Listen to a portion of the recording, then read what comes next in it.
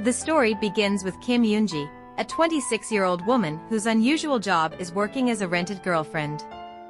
Through her work, she's learned a lot about why men hire temporary romantic partners, including the pressure to appear with a significant other at family gatherings and the desire to show off social status. On her current date, she's with a guy named Dushik, playing the role of his girlfriend while his skeptical friends watch. Nervous, Yoonji tries to convince them they've been dating for 100 days, but Dushik leans in and tells her to be more convincing, or else. To make his point, he breaks a bottle, hinting at consequences if she doesn't play along. Feeling the pressure, Yoonji responds with some PDA, awkwardly licking his face. Late that night, after Dushik's friends leave, he's furious with Yoonji, feeling she didn't do enough to convince them of their relationship. Reminding her he paid for her time, he implies that he expected more from her. Justifying his anger, he claims he deserves to get his money's worth and even mocks her, poking her head and calling her no better than a street gangster or a prostitute. Then, he tosses some money at her as payment for her efforts, telling her to leave.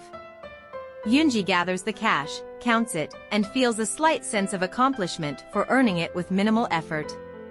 She holds on to the idea that her appearance, her blue eyes and fair skin, is her best asset, comforting herself by focusing on her looks since she feels she lacks anything else of real value.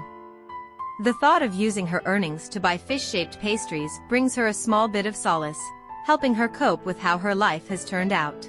At home, she considers her age of limbo, feeling caught between being young and getting older.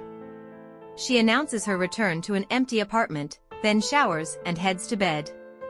Scrolling through her phone, she looks at photos of Sigreal apartments, Korea's most luxurious complex, and dreams of living there someday. She wonders if she'll get there by marrying into wealth or saving up on her own, but either way, it's her goal.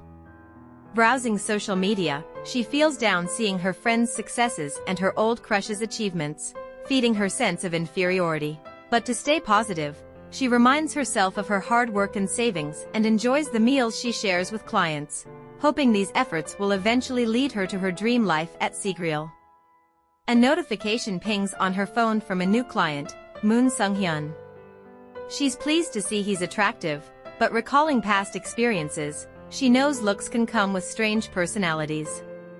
She remembers an uncomfortable incident with a previous client and decides to chat with Sung-hyun first to ensure he's normal before committing. Their conversation goes smoothly, and they agree to move forward. A few days later, Yoonji meets Sung-hyun for their date. He's even more handsome in person and comes across as a man of few words. He reminds her of her role as his girlfriend and drives them to their destination. She notices the familiar surroundings of Sigreal apartments and, curious, asks if they're headed to a restaurant nearby. He confirms, and she comments on the area's exclusivity, which doesn't seem to concern him, hinting at his wealth. Arriving, they head into a restaurant called Venice, and Sung-hyun is surprised when she describes the place and its location in detail. When he asks how she knows, she casually mentions her interest in Sigreal apartments. Sung-hyun reminds her to stay in character as his girlfriend, which makes her feel slightly nervous. Inside the restaurant, they're approached by a woman who's visibly frustrated, questioning why Sung-hyun has brought a new girlfriend despite her previous request. Defending himself, Sung-hyun says he's simply following her instructions and introduces Yoonji as his new partner. The woman doubts the relationship, questioning how he found someone so quickly. To prove their love, Sung-hyun takes Yoonji's hand and declares she's now the love of his life, surprising her with his warm touch. Though she knows it's unprofessional, Yoonji finds herself feeling a small sense of fondness for him. Eventually, the woman, who turns out to be Sung-hyun's ex-girlfriend, leaves, bitterly wishing him a good life. Once she's gone, Yoonji is left speechless by everything that just unfolded. Overwhelmed, she excuses herself and heads to the restroom. As she makes her way, she takes a moment to appreciate actually being inside Sigreal apartments. On her way, she accidentally bumps into another woman who surprisingly recognizes her as Luna from the 130th floor. Yoonji is taken aback, realizing she'd been recognized despite previously lying about only knowing Sigreal from videos. In truth, She had lived there herself just a year ago, back when she was affluent enough to afford a residence in the building. Yoonji is hit with memories of her past life of luxury in middle school, back when she lived at Sigreal Apartments. The girl, still calling her Luna, asks where she's been, and Yoonji is relieved to sense she hasn't heard any rumors about her yet. When her family faced financial trouble, they all went their separate ways. Yoonji changed her phone number, deactivated her social media, and it's now been a year since she left Sigreal Apartments, unable to return. The girl invites her to catch up over a meal, but Yoonji feels too uncomfortable and declines, hurrying away. Back at her table, she finds her client, Sung-hyun, looking deeply unhappy and on the verge of tears. Though she'd come back to let him know their time was up, seeing him like this makes it hard to leave so abruptly. She's never seen a man cry like this, so she asks if he's okay and reassures him that he'll eventually find someone better, though he remains silent. Sensing her presence may not be helping, she gives him her card and tells him to reach out if he ever needs anything. As she turns to leave, Sung-hyun grabs her hand, pleading for her to stay and offering to pay for more of her time. But she explains that she has another client lined up, so his offer won't work. Hearing this, he tells her he's not asking her to leave the building because he lives in Sigreal Apartments, on the 130th floor, her old apartment. Surprised and thinking it feels like fate, Yoonji agrees to stay, and they head up to his apartment together. When they arrive, he kindly offers her a drink, though Yoonji seems distracted by memories of her time here. She notices that the place hasn't changed since she moved out a year ago, even the furniture remains untouched. As she sips her drink, her gaze lands on a painting she'd made for her mother. Nearby, she spots an old stain on the carpet from when she once spilled a drink for her mother, a bittersweet reminder of her past. Sung-hyun apologizes for bringing her here so unexpectedly and assures her that this isn't his usual behavior. After a few rounds of wine, the mood between them shifts, and they end up sharing a few kisses. Realizing the situation is becoming quite intimate, he excuses himself to freshen up. Left alone, Yoonji reflects on the strange feeling of being back in her old apartment, reconnecting with the memories and the atmosphere she once knew so well. While Sung-hyun is in the shower, Yoonji begins to examine her surroundings and spots a set of knives.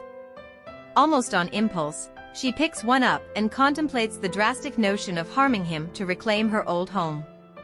But reality quickly sets in, and she realizes she could never go through with something so extreme. The thought alone unsettles her, making her question the state of her mental health. This prompts her to recall that she has a psychiatric appointment scheduled for the next day. When Sung-hyun returns from the bathroom, now fully dressed, Yoonji notices his shift in demeanor, as if he's suddenly more reserved. She suggests they continue their evening in the bedroom, but he hesitates, expressing doubt about continuing any further. Persistent, she urges him to relax and remove his pants, but his initial enthusiasm has noticeably faded. Instead, he reassures her that he has her contact information and promises to reach out later. Taking the hint, Yoonji decides to leave. Back at home, she takes her prescribed medication, feeling more stable as it begins to take effect. She reflects on the strange reality of someone else now living in the place she once called home, a person who hasn't changed a single thing about it, not even the furniture. The situation baffles her, leaving her tempted to reach out to her mother for insight. She becomes fixated on the idea of turning Sung-hyun into her boyfriend, convinced that this might be her ticket back to the apartment she so deeply misses. The following day, Yoonji heads to her psychiatrist, a routine she's kept up for the past year to manage her depression and other struggles. During the session, her psychiatrist asks about her week, and Yoonji opens up about the troubling thought she'd had, an impulse to use a knife to solve her problems. She admits that her thoughts have been growing darker and more extreme. She also shares the surprising news that one of her clients now lives in her former home. This discovery has stirred intense feelings, including fleeting thoughts of harming him to regain the property. Curious, the psychiatrist probes into whether her desire to hurt him stems from her strong attachment to her old home. Yoonji acknowledges this connection, even explaining her plan to make Sung-hyun her boyfriend in hopes of reclaiming her past life. Concerned, her psychiatrist gently points out that her fixation on this idea might be driving her toward risky behavior, urging her to avoid clinging too tightly to one path forward. Yoonji feels the need to clarify her intentions to the doctor, insisting that she's not fixated on any one plan for getting back her home and that there are other options, like working harder and increasing her income. Sometimes, she struggles to fully understand his words, but her respect and fondness for him motivate her to make the effort. After leaving his office, she decides to call her mother to ask about their former home in Seagrill Apartments. She specifically wants to know if all their possessions, marked with seizure stickers, were taken along with the apartment. Her mother confirms that the new tenant took everything, as they were valuable items in good condition. Curious about who now occupies her old home, Yoonji asks her mother if she knows anything about them. But her mother is in the dark, as the details around the seizure kept them out of the loop. Yoonji explains she was just wondering, then ends the call. Moments later, she recalls that Sunghyun hasn't called her yet. Frustrated, she realizes she missed an opportunity by not getting his contact information or making more of an effort to extend their time together. Then, her phone beeps with a new client notification. To her surprise, it's her psychiatrist, Yoo Ha-sung, who's requesting her services and even proposing they meet the next day. Yoonji is intrigued by this unexpected development and wonders what it could mean for their relationship if he becomes a client. Suddenly, an unfamiliar number calls her. It's Sunghyun, asking her to meet him at Seagrill Apartments at 6 o'clock the next day. Coincidentally, that's the exact time her doctor had requested. Torn between the two appointments, she tentatively suggests a different time to Sunghyun, but he insists on 6 o'clock, giving her no room to negotiate. Feeling the weight of his insistence, she decides to text him, explaining her prior commitment. But Sunghyun stands firm, reiterating the importance of the meeting and even offering her extra money as an incentive. His persistence takes her by surprise, and she begins to wonder if he thinks she's purely motivated by money. Unsure, she stalls for time, saying she needs to think it over. Amid these conflicting thoughts, Yoonji's emotions become even more complicated. She recalls a pivotal moment in her past when she saved her mother from a suicide attempt brought on by financial hardship. Since then, her mother's well-being has been a constant worry. Lost in her memories, she receives another message from Sunghyun, in which he reiterates his eagerness to meet her the next day. As Yoonji rides up to meet Sunghyun, she feels both anticipation and nerves, reminding herself of the real reason she's here, to try and secure a future back in the home she once shared with her mother. With this strategy in mind, she brings along the necessary items, prepared for whatever might arise.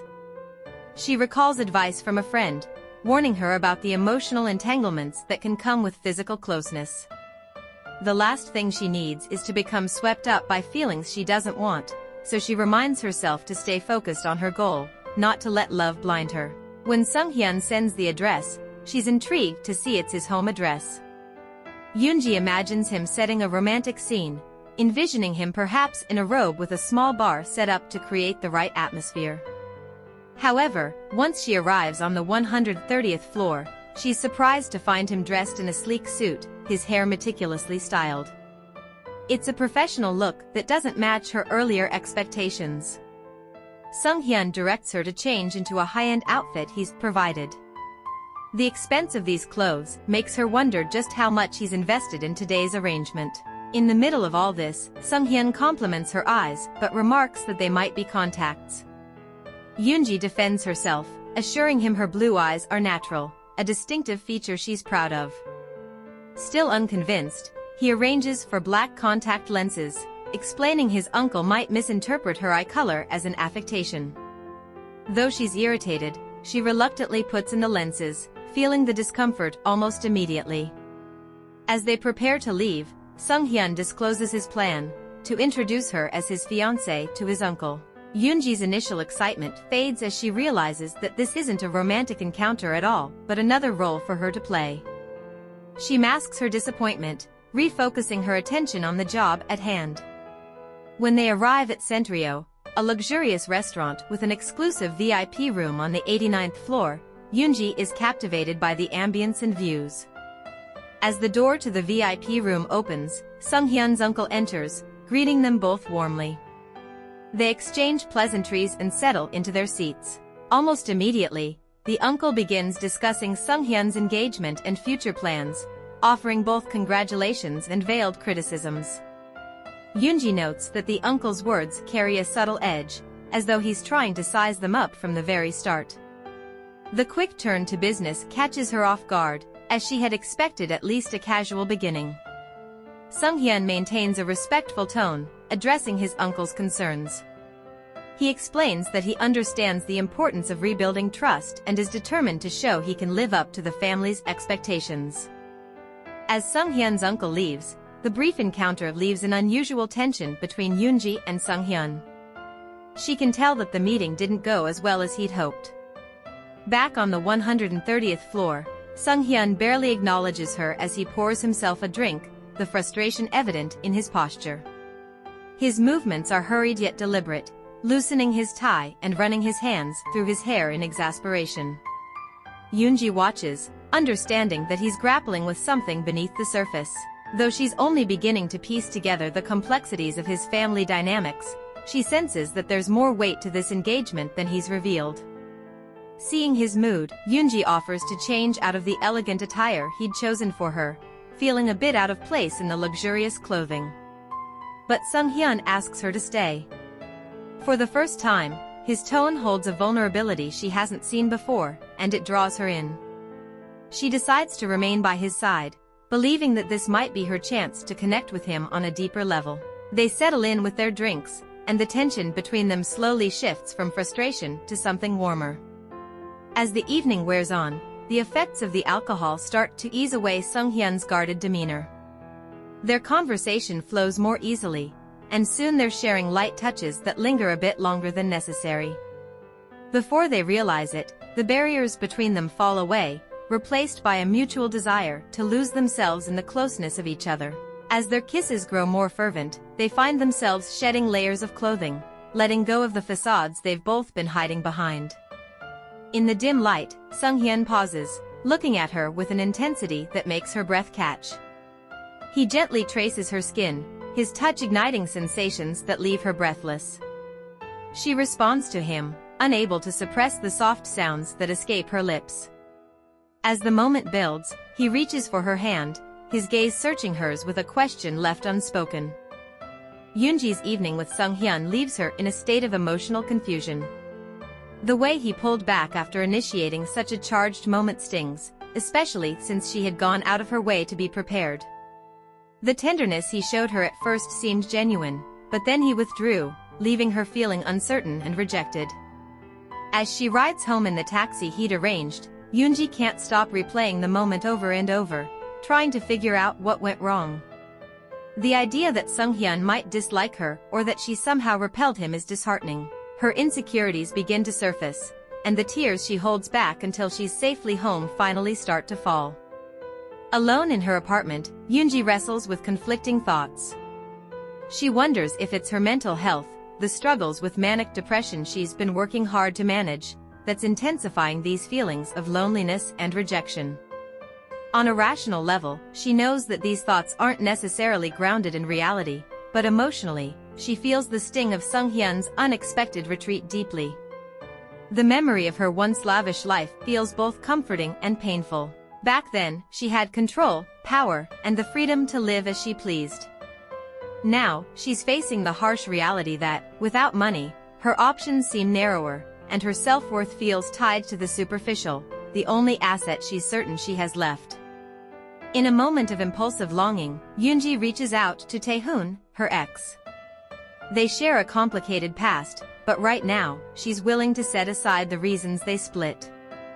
Taehoon responds quickly, his own loneliness driving him to accept her invitation. After the tense conversation with Taehoon, Yoonji feels an emptiness settle over her. His callous dismissal, laced with the reminder of her past reluctance and his disregard for her feelings, only deepens her sense of isolation. The way he scoffed at her, suggesting she should just go back to the clinic for more treatment, cuts through her like a dull blade. As the line disconnects, she's left staring at her phone, grappling with a mix of anger, sadness, and, above all, regret. There's a bitter irony in how things have turned out. Once, she was the one pulling away from Taehoon, rejecting his advances, and now, she's mourning Sunghyun's own emotional distance. Her mind flickers to her psychiatrist. She's leaned on him for so long, confiding in him as she tries to find stability amidst her mental health struggles. She can't help but acknowledge that the doctor sees her as just another patient, another file in his caseload. But there's a part of her that wishes it was different, that maybe he could somehow be the person to fill this gnawing void, even if it's only in her mind. It's then that memories flood back, of a time a year ago when she felt lost enough to listen to strangers preaching in the street, promising peace through their faith. She recalls the overwhelming thoughts that crowded her mind during those days, dark, desperate thoughts urging her toward an end she wasn't sure she wanted. The memory stirs something raw in her, a recognition of how fragile she has felt before, and perhaps still does. The sadness she feels now over Sunghyun's rejection almost feels like it taps into that same emptiness, a hollowness that sometimes consumes her when she's alone. In her next appointment with her psychiatrist, Yoonji finally brings her darkest feelings into the light. She tells him, candidly, that she feels as though her life might end this week. She repeats it, almost to make sure he understands this isn't an exaggeration or a fleeting worry, she truly means it. Her voice trembles as she speaks, insisting that these aren't the usual words she says when she's low. This is different, something much heavier and darker. The doctor's assurance provides Yoonji a sense of stability she hasn't felt in a while. He inquires about her medication adherence, a gentle reminder of his role in her life as both a caregiver and a guiding presence. She's grateful for him, for the calm certainty he brings to their sessions and the safe space he offers her to release the emotions she can't always contain. Watching him, she finds herself curious about the rapid movement of his pen and wonders what he's noting down. It's not just his professional demeanor that draws her in, there's something in his calm gestures and the attentive way he listens that makes her feel something more. When he suggests increasing her medication dosage, Yoonji is hesitant. Her internal voice insists that no pill can truly touch the weight of her struggles. Yet, despite her reluctance, she notices that he never wavers in his encouragement. Over time, Yoonji feels herself beginning to look forward to their sessions. Her feelings toward him deepen subtly and quietly. It's something she hasn't allowed herself to truly consider until now. She admires him, but she's wary of crossing a line in her own heart, reminding herself that he's her doctor, and she's his patient. Yet, the thought lingers, leaving her feeling vulnerable and conflicted. Back home, Yoonji finds herself lingering over her phone, her thoughts circling back to Sunghyun. On impulse, she calls him, simply to let him know she's safely home. To her surprise, he answers, and a small part of her heart lifts. She voices her concern that they might not see each other again. Sunghyun reassures her that this won't be the end. He admits he has something he's been holding back, something significant that he's struggled to share with anyone else. Hesitantly, he confesses that he committed a crime in his past, a revelation that he knows may alter the way she views him. He asks if she would still be willing to hear him out despite what he's told her, his voice tinged with uncertainty and the weight of his hidden guilt. When Yoonji arrives, she finds Sunghyun visibly shaken. His face is pale, his hands clammy, and as she takes them in hers, she feels the tremble coursing through him. They step inside, the weight of his confession hanging between them. Sunghyun seems conflicted, glancing at her with a mixture of shame and vulnerability, worried that she'll view him as selfish or foolish for bringing her into his troubles. But Yoonji's heart only swells with empathy. She reassures him, expressing her gratitude that he's finally opening up. With a heavy sigh, he admits that it took him countless attempts and a surge of courage to finally tell her his darkest truth. As he reveals his painful story, Yoonji listens in stunned silence. His father, a man with a dangerous drinking problem, had come at his mother with a knife in a drunken rage. Driven by a desperate need to protect her, Sunghyun intervened, his actions fueled by fear and love. The struggle ended with his father fatally wounded, and though it was self-defense, the law saw it as manslaughter. He served a prison sentence, cut short by parole, and still bears the reminder in the form of an ankle monitor. Yoonji's heart aches as she takes in his words, especially as he explains that his mother didn't survive. This tragic revelation, painful as it is, draws her closer to him. Despite her own inner voice warning her to tread carefully, she offers to stay with him tonight. As they find comfort in each other's arms, the tension between them gives way to intimacy, though Sung-hyun remains cautious, pausing to ask if she's comfortable with each step. Yoonji's mind races with conflicted thoughts, but in the end, she lets herself be swept up in the moment. Their connection deepens, and at one point, Yoonji's vulnerability leads her to reveal her real name, a quiet testament to the trust that's building between them. Sung-hyun suggests they shift positions, his request sending a shiver down her spine. After they finish, Sung-hyun soon drifts off to sleep, but Yoonji remains wide awake, her mind replaying the events that just unfolded. She wonders if this night signifies the start of a real relationship between them, if this is the moment they move from fleeting encounters into something more lasting. Just as she's deep in thought, Sung-hyun stirs, turning toward her. He notices she's still awake and, with a soft smile, pulls her close, asking why she hasn't joined him in sleep. His lips find hers again, his touch reigniting the lingering sparks between them. As things start to heat up, Sung-hyun half jokes, half pleads with her to stop teasing him, admitting that her closeness is stirring him up all over again. They're both inclined to continue, but Yoonji soon realizes they're out of condoms. She suggests they continue regardless, but Sung-hyun gently declines, his voice filled with concern. He insists that they shouldn't take any risks and suggests they simply get some rest instead. Their quiet moment is interrupted when Sung-hyun's phone vibrates, signaling a call from his uncle. He answers, his tone cautious as he asks why his uncle would be calling so late. His uncle's voice has an edge, making a remark about Sung-hyun's activities despite his electronic ankle monitor. The uncle's tone grows sharper as he brings up Sung-hyun's recent meeting with a lawyer.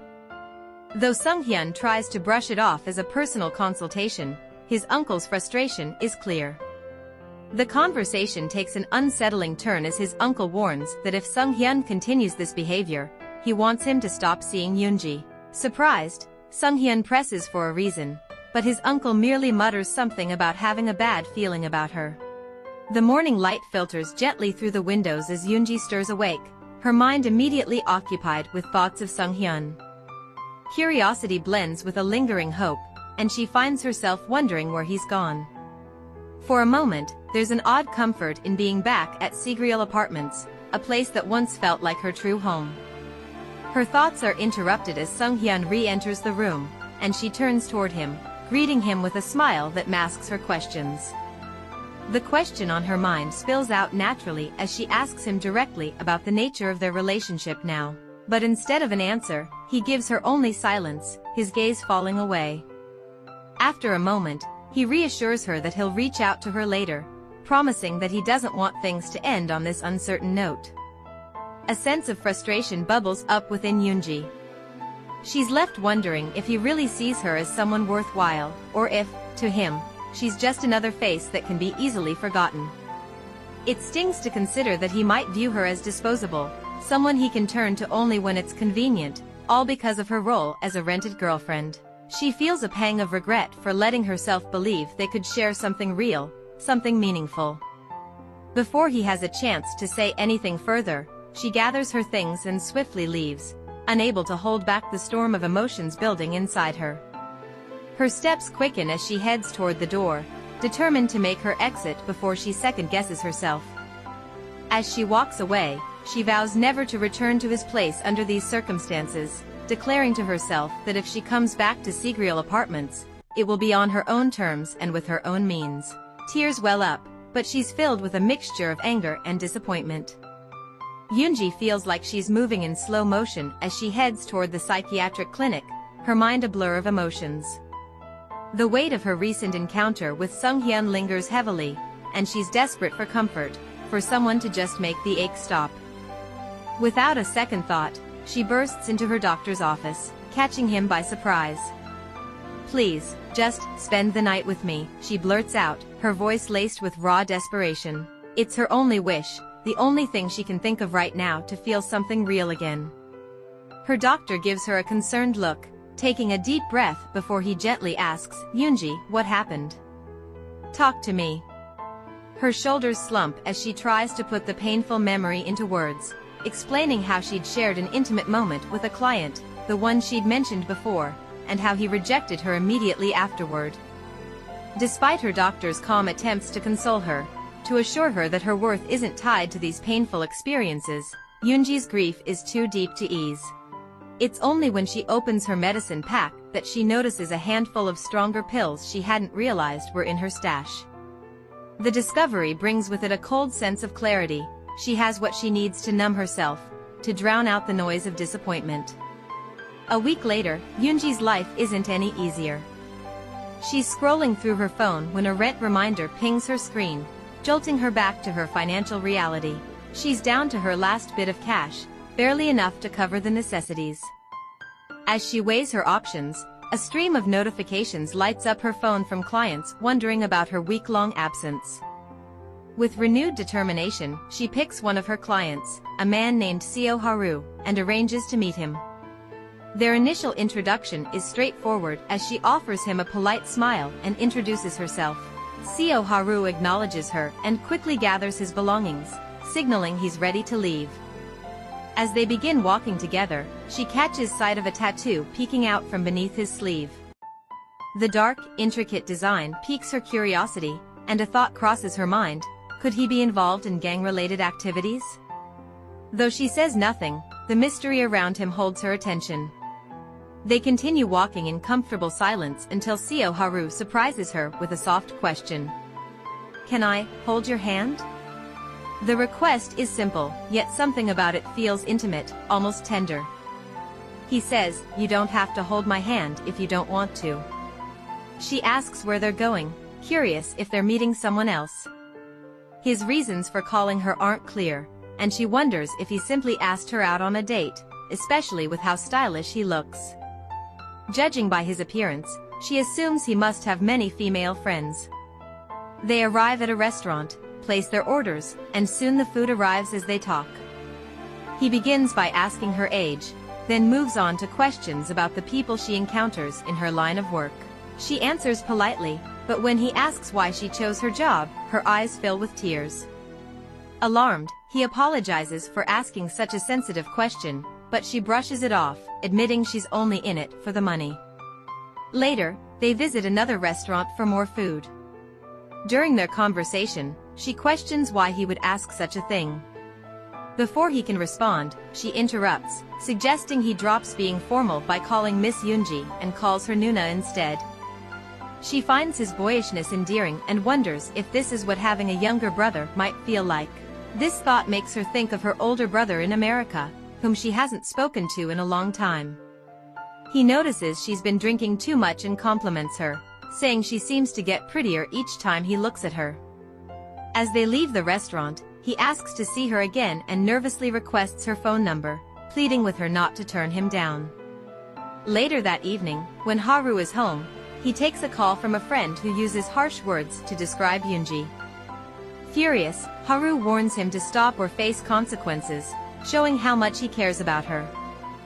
On the other hand, Yoonji lies awake, regretting not having drunk more earlier since sleep refuses to come. Her thoughts are tangled with memories of her recent encounter with Sunghyun. Just then, her phone buzzes with a notification from a new client. It's Dr. Yu again. Taking her time to get ready, she prepares for their meeting. When she arrives, she's startled to see Dr. Yu dressed casually for the first time. Smiling, she approaches him and introduces herself as his girlfriend for the day. At Yoonji's company, which specializes in providing companionship services, employees can view client profiles, but clients never see the employees' faces during the selection process. This means Dr. Yu had no idea Yoonji was the one fulfilling his request. Realizing it's her, Dr. Yu tries to cancel, explaining he feels uncomfortable dating a patient. Yoonji, determined to ease his discomfort, gently asks why he sought the service and assures him she's here to help.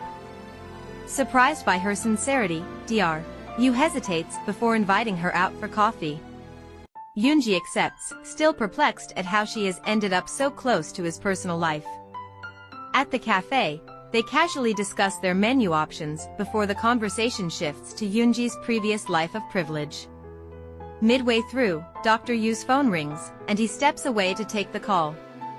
As Yoonji waits, she overhears a nearby conversation that sounds oddly familiar. Turning around, she spots Sunghyun's uncle, whom she recognizes from their last outing. Eavesdropping further, she begins piecing things together and realizes Sunghyun might not have rejected her out of dislike but because his feelings for her could be stronger than he lets on. Dr. Yu returns from his call only to find that Yoonji has left, leaving behind a short, apologetic note. Meanwhile, Yoonji hurries to Sunghyun's house, her mind swirling with uncertainty. She wonders if he will even open the door, fearing he might already be growing weary of her. Moments later, the sound of the door unlocking answers her doubts. Sunghyun greets her with warmth, pulling her into an embrace and planting soft kisses. He draws her closer, guiding her legs between his thighs, the atmosphere thick with unspoken desire. Without hesitation, they move further into the house, seeking privacy as their connection deepens. After their intimate time together, Sunghyun excuses himself to freshen up, leaving Yoonji alone in the quiet room. She rises from the bed, her attention drawn to a painting on the wall, a piece she had created for her mother long ago. Lost in thought as she studies it, she barely notices Sunghyun returning. He pauses behind her and softly asks, "What are you doing with that painting?" For a moment, fear grips Yoonji as she wonders if she has been discovered. But Sunghyun's question turns out to be harmless, driven only by curiosity. He comments on the painting, calling it amateurish, but admits it brings him joy every time he looks at it, which is why he's kept it hanging. Then, his tone shifts, and he tells her there's something he needs to confess. Sunghyun explains that when he said he couldn't be her boyfriend, it wasn't because he didn't like her. It was because his uncle had forbidden him from seeing her. Yoonji responds calmly, revealing she already knew. His uncle had proudly bragged about it in a cafe, even threatening her in the process. Sunghyun apologizes sincerely, clearly distressed by what his uncle has put her through. Yoonji expresses her sadness that their relationship must end because of the situation, but she refuses to give up. She pleads with him to keep meeting in secret, regardless of the risks posed by his uncle. Reluctantly, they agree to maintain a discreet friends with benefits arrangement for now, satisfying their physical desires while keeping their relationship hidden. Their rendezvous is set at his apartment on the 130th floor of the Seagriel Apartments, where Yoonji is willing to play her part to achieve her goals while navigating this fragile, shallow connection. In the present, after they finish their intimate time together, Yoonji notices a delicious aroma wafting through the air. Her curiosity piqued, she heads to the kitchen and is stunned to find Sunghyun cooking. She hadn't expected him to possess such a skill, and the sight catches her completely off guard. Intrigued, Yoonji asks Sunghyun about his cooking, and he warmly invites her to sit at the dining table, promising to bring the meal to her once it's ready. She quickly freshens up and then takes her seat. Curious, she asks him about his plans for the day, and he replies that he has to check in at work by 9 o'clock.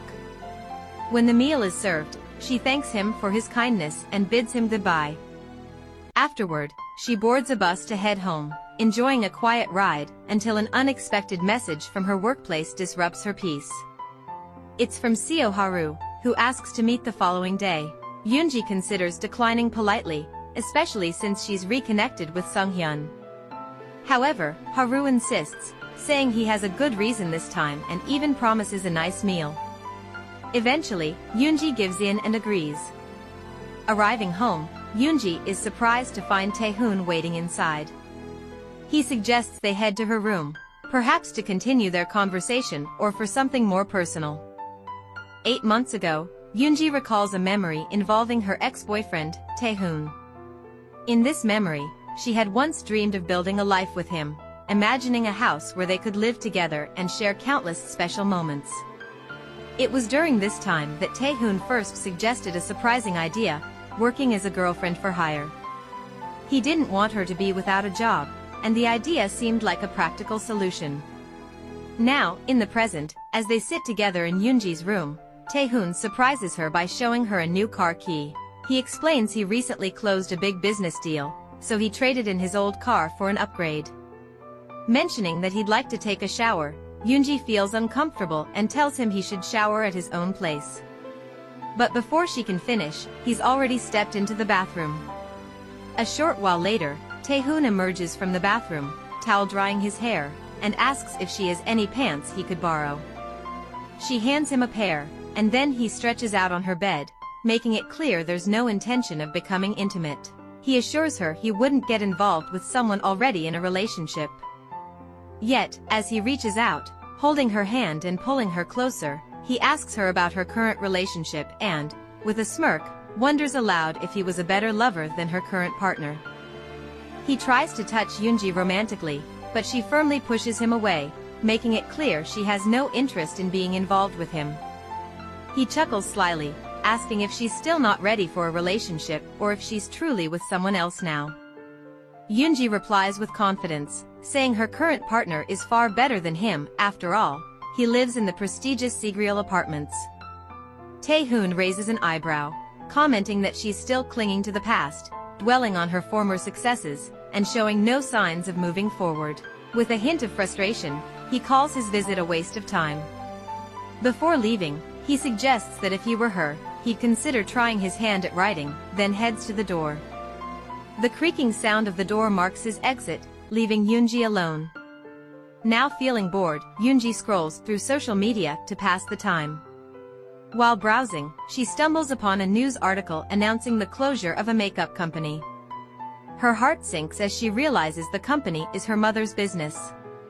Shocked, she's still processing the news when her phone buzzes. It's Sung-hyun, checking in on her and asking her out for a movie date. Seo Haru sits at his desk, trying to come up with new ideas for his webcomic when a message from Yoonji pops up, letting him know she's on her way to meet him. When she arrives, they greet each other warmly, but Haru is momentarily stunned by her beauty. In his mind, she almost seems angelic. Not wanting to waste their time together, he suggests they leave the cafe and head somewhere else. They arrive at a studio where Haru reveals that he's an artist. He shares that he struggles with drawing natural human movements, something he wants to improve. With some uncertainty, Haru asks if she'd be willing to let him sketch her, but reassures her that it's fine if she's uncomfortable and they can do it another time. Yoonji agrees enthusiastically, curious to see how the sketch will turn out. After finishing, Haru nervously shows her the portrait, unsure of how she'll react. To his surprise, Yoonji is thrilled, praising the sketch and thanking him for capturing her so beautifully. Wanting to return the gesture, she offers to sketch him. Haru watches in amazement as she works, and when she shows him the result, he's blown away by her talent. Yoonji modestly explains that it's been a while since she's practiced, but Haru playfully teases that he might use her sketch as his phone wallpaper. As they talk, Yoonji realizes her shift is almost over and starts preparing to leave. However, just as she's about to go, Haru stops her, reminding her they still have one more minute together. In that fleeting moment, he asks if he can hug her. She agrees, and they share a brief, tender embrace. After a while, she gently pulls away, reminding him with a smile that their one-minute moment has ended. Yoonji feels an unusual flutter after hugging Haru, but she quickly brushes it aside, deciding not to dwell on it. With a brief goodbye, she leaves. Later, she meets Sung-hyun for their planned movie date. Sitting in the dim theater, her thoughts wander as she realizes how much she dislikes romantic films. She's only there because she knows it's something he enjoys. As she contemplates, Sung-hyun glances over at her, and their eyes meet. For the first time, she notices a charming, almost boyish quality about him. Leaning closer, she whispers that she's not having fun and suggests they leave. He agrees, and they decide to head to a motel instead. Inside the room, she pours him a drink, trying to lighten the mood. He looks hesitant but accepts it. However, in her haste, she accidentally spills some of the drink on his shirt. Flustered, She rushes to grab tissues to clean it up, but he uses the moment to excuse himself to the bathroom for a shower. To his surprise, Yoonji insists on joining him. The unexpected intimacy leads to a shared moment of passion, deepening their connection. Later, Sung-hyun apologizes for finishing too quickly, but Yoonji reassures him that it's not a problem. She gently explains that she understands it happened because he was truly enjoying himself. Besides, she's grown used to one-sided relationships and doesn't let it bother her. Before settling down to sleep, she asks for a drink. He grabs one for her, and as he hands it over, she notices a faint love bite on his neck. He playfully suggests covering it with makeup, though he admits he doesn't have any. Yoonji offers her own, passing it to him. As Sung-hyun examines the makeup brand, a realization crosses his mind. He recalls his uncle's warnings and wonders if this is connected to why he was advised to stay away from her. Turning back to her, he hesitates before asking if she's ever lived in Segreal apartments before. Yoonji quickly denies having lived in Segreal apartments when Sung-hyun asks, then follows up by asking why he's curious. He brushes it off, saying it was just a feeling and nothing more. Yoonji, sensing that further questions might raise suspicion, decides to drop the topic. She offers to lend him some makeup since she has more at home, but Sung-hyun initially declines, worried that revealing he runs a cosmetics company might make her uncomfortable. Later, he changes his mind and accepts her offer. As they drive home, he complains about how exhausted he feels, advising Yoonji to go to bed early when she gets home. She teases him, reminding him that his fatigue is because they were intimate 3 times. Curious, he asks how she usually spends her time, and she tells him about her demanding work schedule and how she tries to rest whenever possible. The conversation shifts to her job as a girlfriend for hire. Sung-hyun asks if she could consider quitting, but she refuses, explaining that she's struggling financially and lives paycheck to paycheck. While she's aware that her job may not reflect well on her, she feels like she has no other option. Still, she expresses gratitude for one thing, meeting him. Her words strike a chord, making Sung-hyun realize she might care about him more than she does about herself.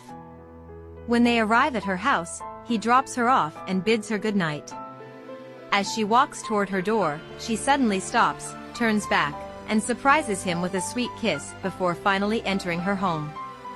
Sung-hyun drives away with a warm feeling in his chest, the kiss lingering on his mind. Alone in his car, he reflects on his feelings for Yoonji. He finds it increasingly difficult to suppress his emotions, feeling as though his heart might burst with how strongly he cares for her. The next day at work, Sung-hyun maintains his reputation as a popular and approachable leader. Known for his fair and flexible management style, he's managed to silence earlier criticisms about his privileged upbringing by excelling as the vice president. While working in his office, a colleague informs him of an upcoming meeting with the chairman, meaning his uncle will soon visit. Left alone, he pulls out the makeup Yoonji lent him. Staring at it, he wonders if he made a mistake trying to connect Yoonji to the makeup brand based on a single product. He hopes his suspicions about the situation are unfounded.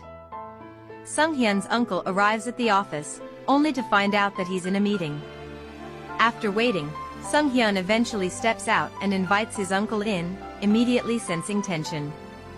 The uncle launches into a tirade, voicing his anger at the decision Sung-hyun's grandfather made by appointing him, someone he labels a murderer, as vice president. He can't fathom why the grandfather would trust him with such a position and is determined to prevent him from rising to the presidency. Sung-hyun listens calmly and, in response, tells his uncle that he's content with his current role and has no interest in becoming president.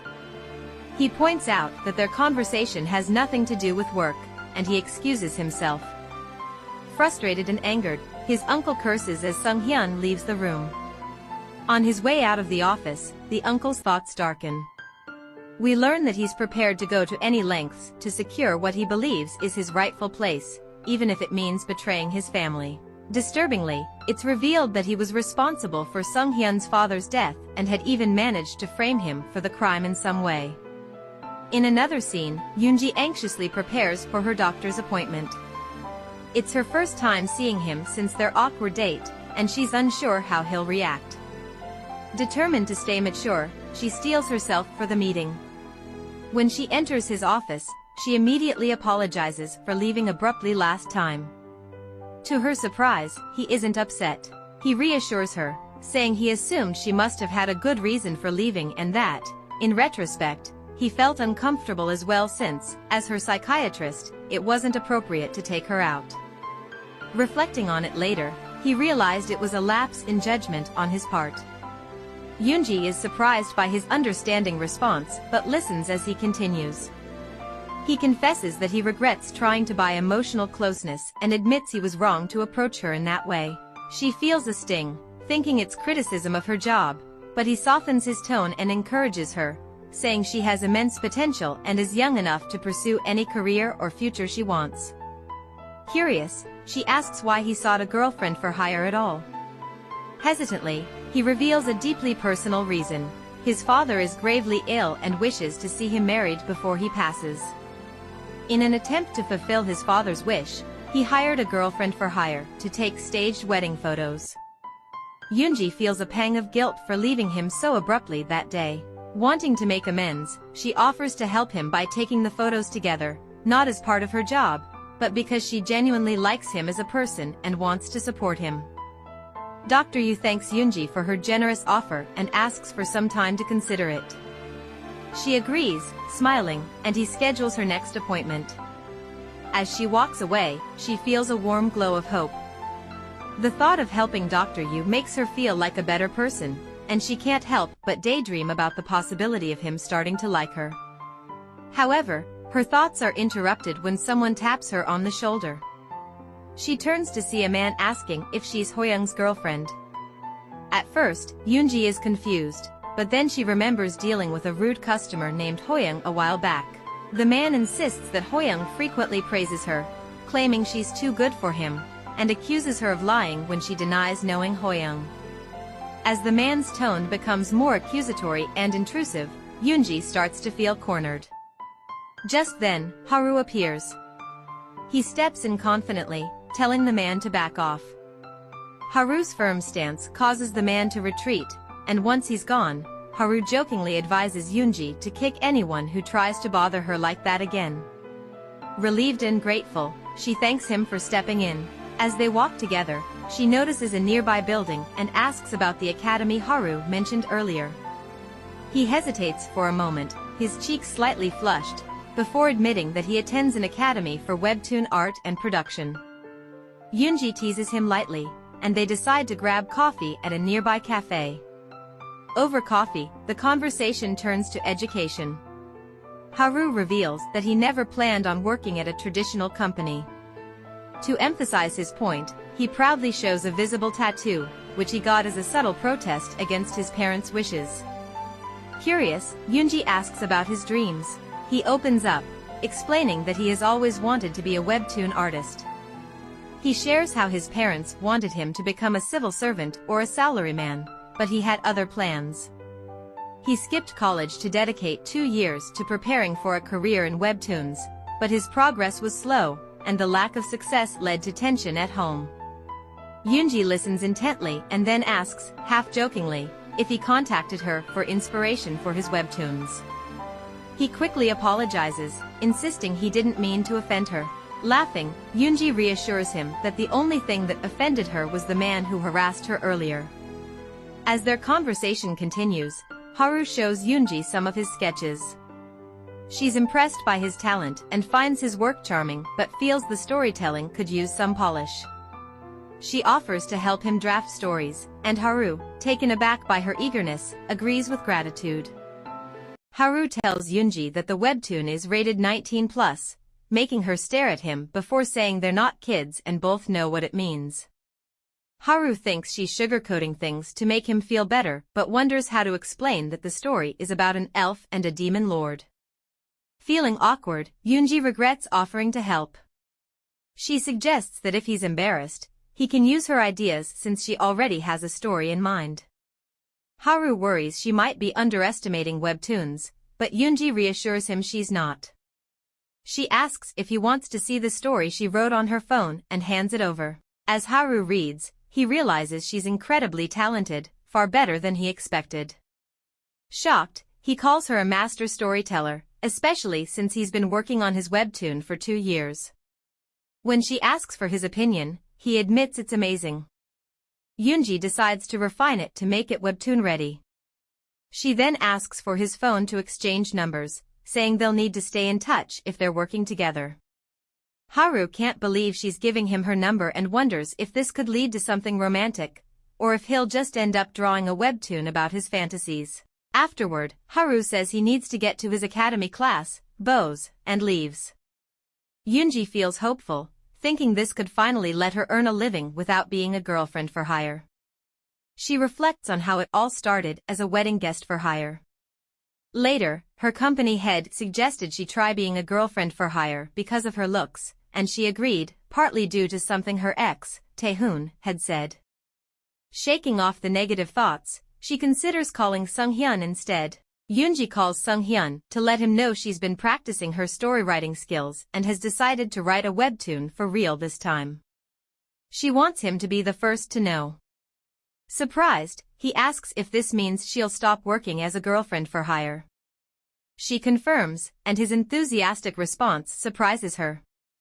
He suggests celebrating, and she agrees. Sunghyun asks if there's anything she needs for her writing and tells her not to hesitate if there is. Yoonji admits she needs a place to work and asks if she can use his study. She confesses she asked because she wants to be near Sigriel. There's a brief silence before he agrees, suggesting she come by today to check out the space. Yoonji is surprised by his positivity, and he explains that he genuinely wants her to succeed as a writer. He also asks to see her work someday.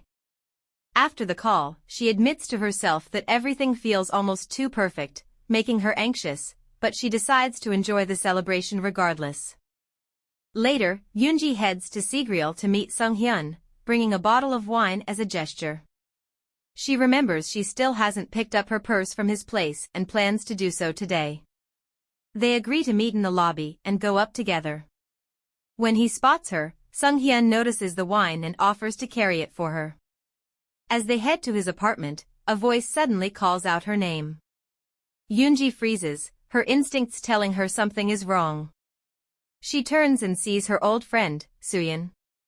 Sunghyun, noticing the tension, asks if they know each other, but before Yoonji can answer, Suyeon interrupts. She tells Yoonji she doesn't live there anymore and accuses her of lingering around, calling her pathetic.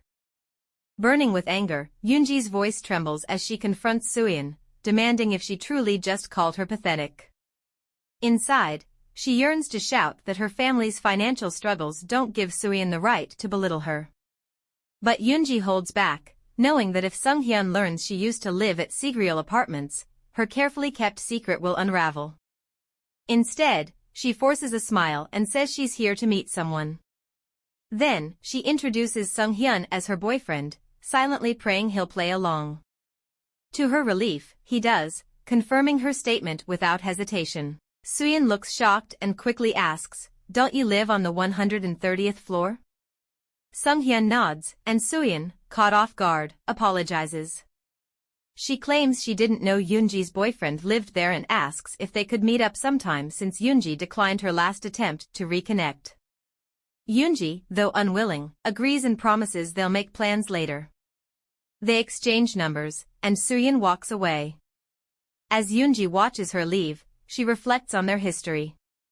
Suyeon has always been passive-aggressive, plagued by an inferiority complex around her. Living on the 121st floor, Suyeon likely resented that Yoonji once lived on the top floor, the pinnacle of Sigriel's social hierarchy. Perhaps she had waited for a chance like this to knock Yoonji down a peg.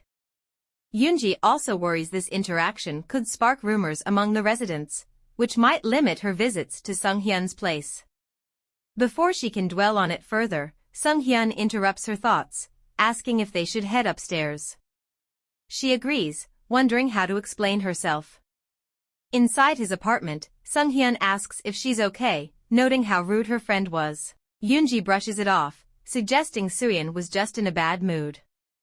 Then, he cautiously asks if it's true that she used to live in Sigriel apartments.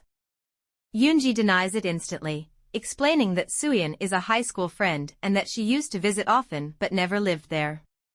She insists she hasn't been in the area for years. Sung-hyun seems satisfied but comments that, regardless, it wasn't fair for Suyeon to speak to her like that. In a surprising gesture, he hands Yoonji a key card to his unit and tells her to let Suyeon know she lives there now. He reminds her that he's already given her access to his study, so it makes sense. Yoonji stares at the card, startled. Her thoughts drift to her family, her mom and brother, who are still struggling, and how long it's been since she's touched something like this.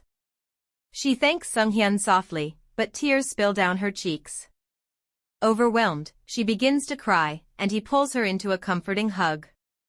Later, Yoonji wakes up in his bed, realizing she must have cried herself to sleep. Sung-hyun walks over, and the atmosphere shifts as he leans closer. Things start to feel intimate, but she gently stops him, reminding him about the bottle of wine she brought. As they continue, Yoonji makes a bold suggestion that causes Sung-hyun to abruptly rise from the bed. After a brief, awkward pause, he asks why she brought it up. Yoonji explains casually that it's her safe day.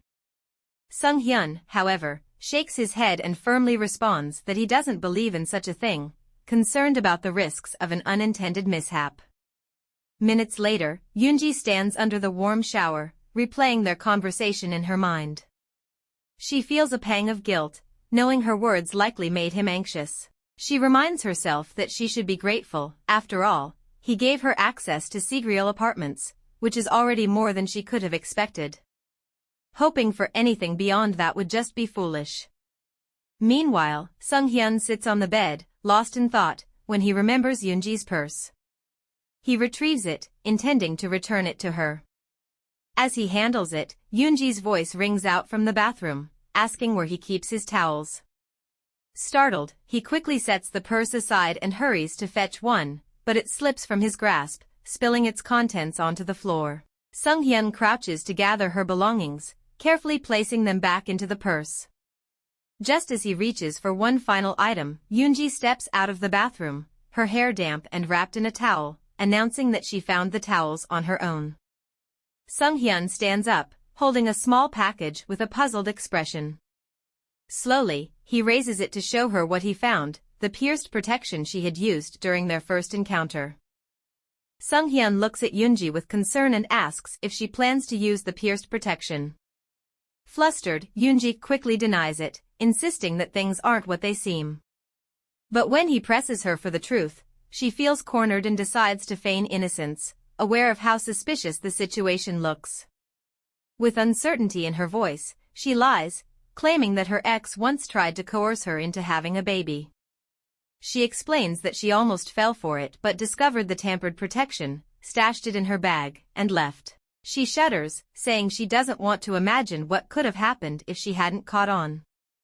Sung-hyun's expression shifts to disbelief, and he asks what kind of person her ex could be to do such a thing.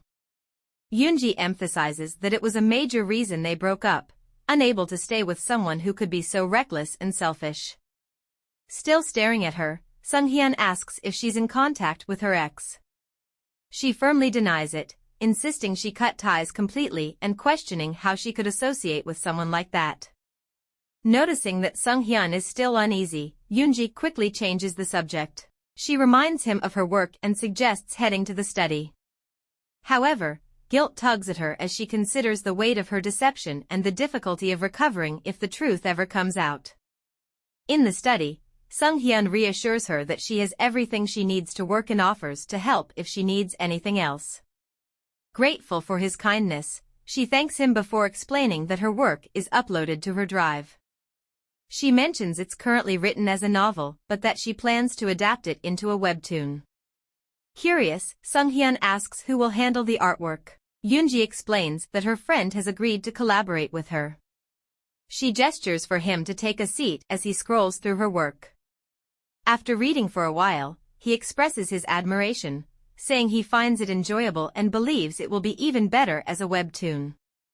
Excited to tailor her work to his tastes, Yoonji asks what kind of webtoons he likes.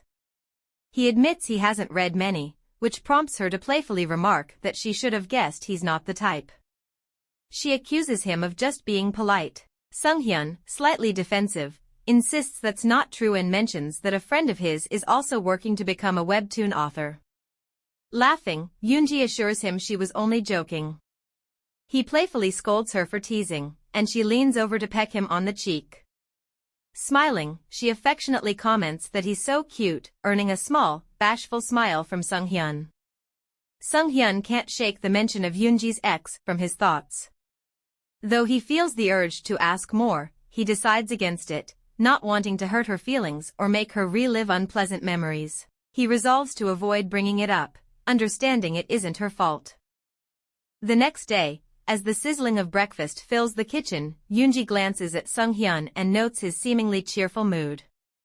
She asks how he slept. His answer, however, is bittersweet. He reveals that today is the day his ankle bracelet will be removed.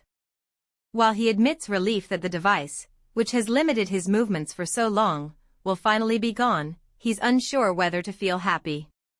He adds that once it's removed, he can take her anywhere she wants to go. Yoonji watches him carefully, still grappling with the idea that he once ended someone's life. He doesn't seem like the type. Yet, as she reflects on her own darker moments, when she toyed with violent thoughts but never acted on them, she finds herself oddly impressed by his ability to take action, even if it's something she doesn't fully understand. Later, they head out to the car. As Sunghyun offers to drop her off at home, Yoonji declines, saying she wants to enjoy a peaceful walk and gather her thoughts.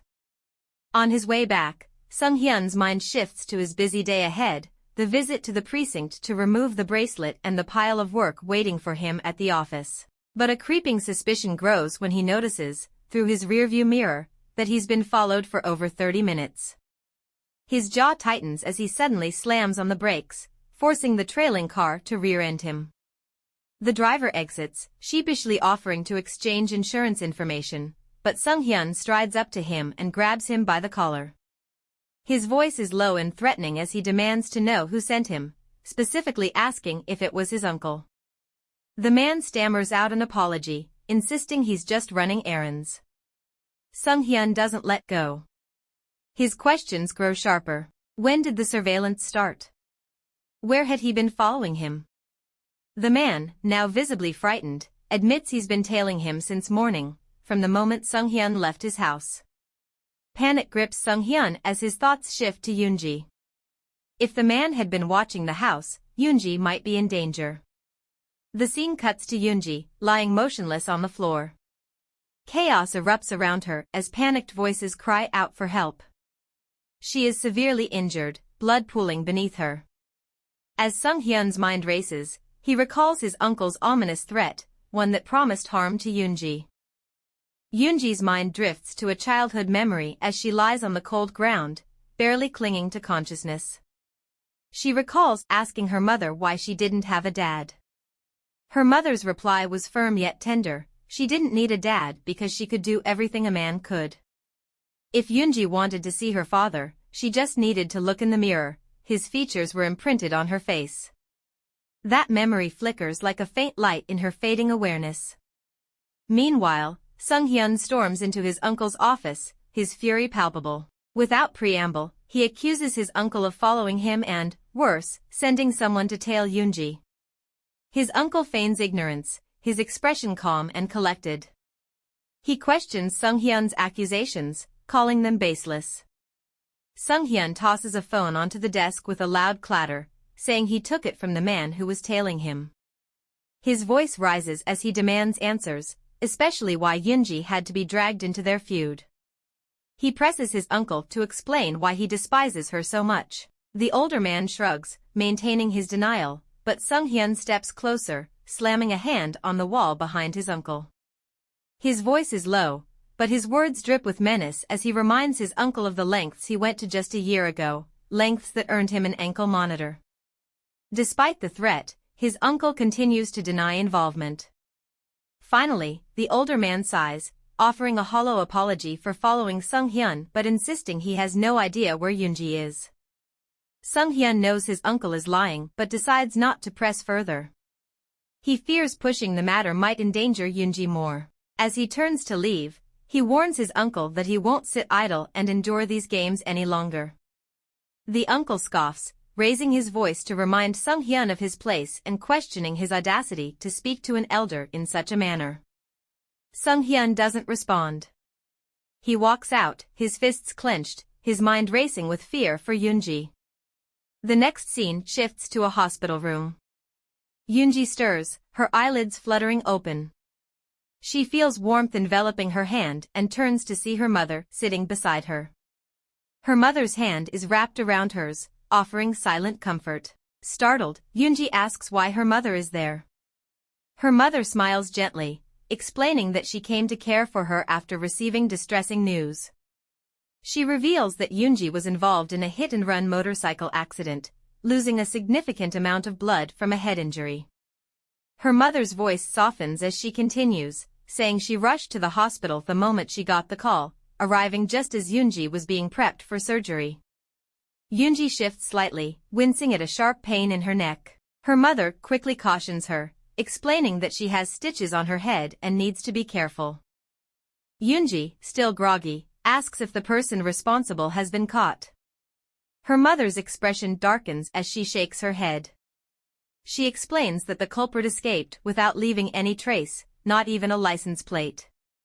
Yoonji's breath catches as her mother adds that she's been unconscious for an entire week. Before she can finish her sentence, her voice breaks, and tears stream down her cheeks. Yoonji, now more alert, studies her mother closely, noticing the signs of strain etched into her face.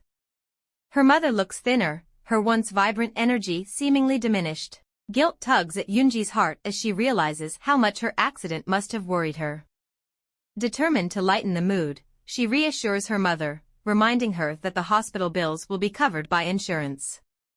Her mother nods, brushing off her own exhaustion, and shifts the conversation to Yoonji's well-being over the past week. The warmth in their exchange is comforting, and for a moment, Yoonji feels a sense of normalcy returning. As they talk, Yoonji's gaze falls on her phone resting on the side table. She notices an overwhelming number of missed calls and unread notifications. Concern fills her voice as she tells her mother that her loved ones must be worried sick. Scrolling through the messages, her eyes catch one from Haru. The message reads, "You don't need to collaborate if you're busy. Just pick up your phone." Without hesitation, Yoonji calls Haru, apologizing for her delayed response. As the phone rings, the scene shifts to Sung-hyun. Sung-hyun stands outside his apartment door, his thoughts a storm of worry. It has been over a week since Yoonji last contacted him, and the silence is gnawing at his nerves. He recalls their last interaction and curses himself for not pushing his uncle harder for answers about her disappearance. Unable to bear it any longer, Sung-hyun decides to visit Yoonji's home. Arriving at her building, he immediately notices the eerie darkness. Every window is unlit, giving the house an abandoned feel. His heart sinks as regret washes over him. As he steps into the elevator, he unexpectedly comes face to face with Suyeon. Recognizing an opportunity, he decides to approach her, hoping she might offer some clues about Yoonji. "Suyeon," he calls out, his voice steady yet urgent. "Have you heard from Yoonji? She's been gone for over a week, and I can't reach her." Suyeon hesitates, her expression unreadable. After a pause, she speaks, "We haven't spoken in over a year. To me, she's Luna now. The last time I saw her was at Sigriel Apartments." Her words strike a chord in Sung-hyun, but her next comment sends a spark of irritation through him. "You know," Suyeon adds with a smirk, "Luna always seems obsessed with the 130th floor. Almost as if she set her sights on seducing someone who lives there." Sung-hyun's eyes narrow, his tone sharp as he demands, "What do you mean by that?" Suyeon raises her hands defensively, feigning innocence. "Relax. It's just an observation. People talk, that's all." Sensing her eagerness to leave, Sung-hyun grabs her arm firmly but not harshly. "You're not going anywhere. Tell me exactly what you know about her fixation with the 130th floor. Suyeon sighs, her facade cracking. Fine, she relents. Luna, Yoonji used to live on the 130th floor before you moved in. She was practically glued to that place. I don't know why, but it was like she had a reason she couldn't let it go. Sung-hyun's grip loosens, but his mind races. The connection to the 130th floor feels like a puzzle piece falling into place, hinting at a deeper truth about Yoonji's past, one that might explain her current predicament. Sung-hyun's mind is racing as he reflects on everything that's happened. The dots that seemed disconnected are now starting to align in a troubling way. He can no longer deny the growing suspicion that something is deeply wrong. His instincts push him to take action, so he grabs his phone and makes a call, urgently requesting an investigation into the previous occupant of the 130th floor at Sigriel Apartments. He demands to know everything, what they did for a living, why they sold the apartment, and where they are now. He's determined to uncover whatever secrets are buried there. His frustration mounts as he stresses the urgency of getting this information as soon as possible. Meanwhile, Haru, who's just heard about Yoonji's car accident, can't help but feel anxious. He's been trying to reach her, but his concern only deepens when she informs him that she's okay and will be discharged soon. As she reassures him, Yoonji can sense the worry in his voice. Haru asks about the hospital she's at and insists on visiting her. She tells him not to worry and promises they'll meet up once she's out. Before hanging up, Haru, in his usual playful manner, tells her he misses her, making Yoonji smile. His voice is lighter than usual, and Yoonji laughs, teasing him about overreacting. She also shares exciting news about getting her own studio and how she's starting to take her writing seriously. Yoonji mentions that she's already written a story and is eager to get started. At the hospital, Yoonji waits at the reception, scrolling through her phone. She messages Sung-hyun, explaining her accident and letting him know she's fine now. She tells him to call her when he has the time, but as she waits for a response, she starts to wonder why he hasn't been in touch. The thought nags at her, and she contemplates going to the Sigriel Apartments once she's discharged, hoping to find some answers. Just then, the nurse approaches with some troubling news. Yoonji's health insurance claim has been denied due to defaulted payments. Yoonji's mother reacts with concern, asking how they will manage the hospital bills. The nurse offers a small glimmer of hope, suggesting that if Yoonji resolves the payment issue, her insurance can be reinstated. However, the news does little to calm their worries. Yoonji's mother, who's already been under immense stress, considers taking out a loan to cover the costs. But Yoonji, feeling the weight of her previous promises, hesitates.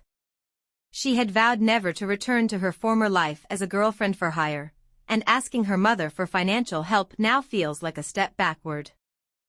Amid the chaos, Yoonji gets a notification from a new client, Sung Ji-hyuk. He offers her 5 times her usual rate for a same-day appointment. They set up a meeting and introduce themselves before leaving. Although the payment for the night's work is generous, Yoonji feels uneasy. As they start their meeting, Sung Jae-hyuk explains his request. He wants her to read to him until he falls asleep because he suffers from insomnia. Yoonji, a little surprised by the simplicity of the request, asks if that's all he needs.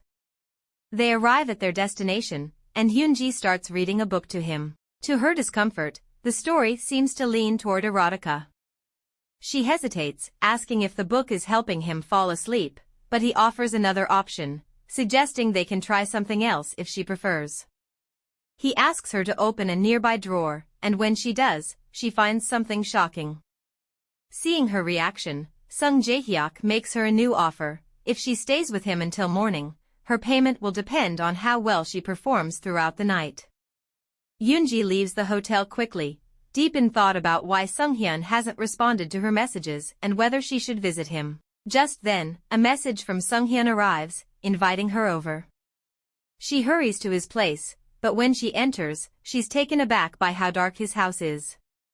Apologizing for her absence, she begins to explain her recent accident, but before she can finish, Sung-hyun throws a book at her, telling her to open it. As she flips through the pages, she finds photographs from her encounter with Sung Jae-hyuk. Surprised, she tries to explain, but Sung-hyun accuses her of constantly misunderstanding things. He asks if he's wrong in thinking she once lived on the 130th floor of the Sigreal apartments. Just as Yoonji is about to lie again, Sung-hyun slaps her. In shock, she stumbles back and, in a burst of anger, yells at him, demanding to know if he just hit her. Dr. Yu sits in his office, reviewing notes, when Yoonji walks in, her clothes stained a bright, alarming red. Concerned, he asks what happened. Her voice is calm, almost eerie, as she explains that she had no choice, that it was Sung-hyun who started it all.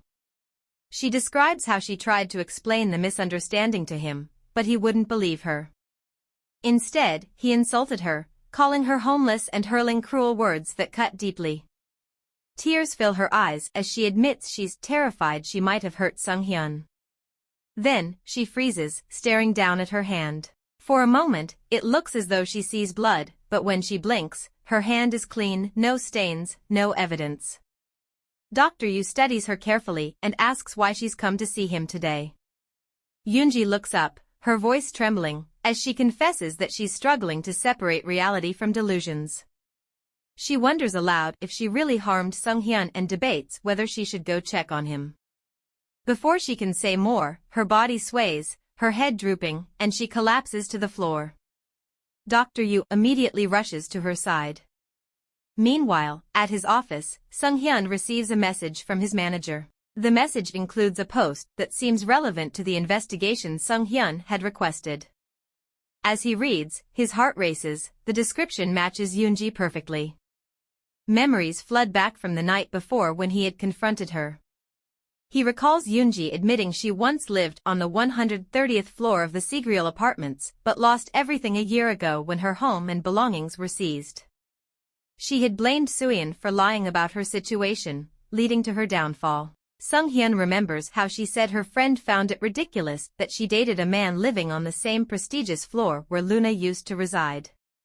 His thoughts shift to their argument the previous night. Sung-hyun had questioned why Yoonji went on a date with another man.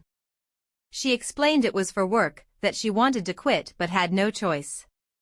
She had been involved in a hit-and-run accident and was receiving treatment for a brain hemorrhage, but without insurance or money, she couldn't even afford the trip to see him.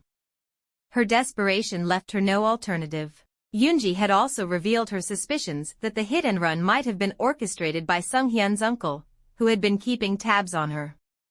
Sung-hyun had apologized, promising to take responsibility for his uncle's actions. Overwhelmed, Yoonji fled his house. All these memories swirl in Sung-hyun's mind as he reads the post, his thoughts tangled in confusion and unease. His focus is interrupted when his grandfather steps into the room. "I've decided," his grandfather says firmly. "At the next board meeting, I'll appoint you as vice chairman. Now that the ankle bracelet is gone, there's no reason to delay." Sung-hyun hesitates. "What about my uncle?" His grandfather's face hardens. This is the price he pays for prioritizing business over his children. He's not fit for leadership. "Your father, Sung-jun, was cruel and violent from a young age, but your uncle, Sung-wook, is worse. He's incompetent and incapable, always blaming others for his failures. He'll stop at nothing to get what he wants." A warning edge creeps into his voice. "Be careful of him. He could be your biggest threat one day." Sung-hyun listens silently as his grandfather continues. If the goal were just to expand the company at any cost, Sung-wook might seem like the right choice. He's desperate to grow profits and won't hesitate to take extreme measures. But I want this company to be better, not just bigger. That's why I believe you're the right fit. Sometimes, the right answer isn't about results alone. Sung-hyun looks conflicted. "I'm not ready. I need time to think." His grandfather narrows his eyes. "I understand, but don't take too long. Make your decision soon." Meanwhile, at Yuhasung Neuropsychiatry Clinic, Yoonji gasps for air after being revived. Dr. Yu offers her a glass of water, and she gulps it down, still struggling to catch her breath. "I can't breathe," she pants. Dr. Yu calmly guides her through breathing exercises. "Will you be okay?" he asks, concern etched on his face. Yoonji nods weakly, thanking him. He hesitates. "I can look into a hospital for you." "Are you sure you don't want?" "No," she interrupts. "I just want to go home." Dr. Yu watches as she stands, still unsteady, and leaves his office. As the door creaks shut behind her, Yoonji's mind races. She doesn't know what just happened, but she's certain now that nothing happened with Sung-hyun. Her phone buzzes suddenly, pulling her from her thoughts. It's Haru. "Are you out of the hospital?" he asks. "Yes," she replies softly. "I had a terrible day," he says. "Can I spend it with you?" Yoonji, worried about Haru's well-being, asks where he is and if he's facing any problems. Haru, however, avoids answering and apologizes for contacting her on short notice. Yoonji offers to take a taxi to reach him quickly, planning to use money she got from a previous client's hotel room. While the memory of how she acquired the cash lingers, she reminds herself that she never intended to do anything inappropriate with the client. She simply saw him as an easy mark and blocked his number after the exchange. When Yoonji arrives at Haru's place and rings the doorbell, she's startled to see him shirtless, with only a towel covering his torso. Flustered, Haru explains he mistook her for the delivery person and wasn't expecting her to arrive so quickly. Usually, he takes his time getting ready. Yoonji tells him to take his time, and once dressed, he begins to share the struggles weighing on him. Yoonji guesses his troubles might be about his webtoon, but Haru reveals a deeper issue. His family is pressuring him to move back home, claiming he lacks the talent to succeed as an artist. He knows they might be trying to motivate him, but their words have left him feeling defeated. He questions why their criticism hits him so hard. Seeing Haru so vulnerable, Yoonji reassures him, though she privately judges his situation. She shares her own experience of nearly losing her job due to false accusations that ruined her mother's business and pushed her family from wealth into financial hardship. It shattered her self-image, making her realize her confidence had been tied to her circumstances, not her inner strength. Yoonji urges Haru to stop blaming himself and reminds him of the courage it took to leave home and chase his dreams. She emphasizes that his family should support him, not tear him down, especially when he's already struggling to get his webtoon published. Yoonji stands firm, pointing at Haru and declaring her determination to create a powerful story for him. Haru, quietly taking in her words, reflects on how much she has grown. To him, Yoonji is now even more remarkable, beautiful, and strong than he remembers. He marvels at her, wondering how someone could seem so perfect. Their conversation drifts to lighter topics, and after a while, Haru excuses himself to use the bathroom. Left alone, Yoonji starts to feel the effects of drinking too much. Dizzy, she collapses onto the bed. Moments later, Haru returns and finds her lying down. Concerned, he offers to call her a taxi, but she insists on staying the night. She reassures him, saying she trusts him because he's too nice to try anything. Haru, slightly offended, reminds her that he's still a man. She teases him, calling him cute, but he replies that it's not about being cute, he's only been holding back because he wanted to take things slow with her. Despite this, he leans in closer. In another scene, Sung-hyun's manager delivers a new report about Yoonji, mentioning that it includes sensitive information. As Sung-hyun examines the attached photos, he notices they are from Reemer's 12th anniversary event. Realization dawns on him, Yoonji is the daughter of Reemer's CEO. Sung-hyun is left in stunned silence, realizing the full extent of his family's actions.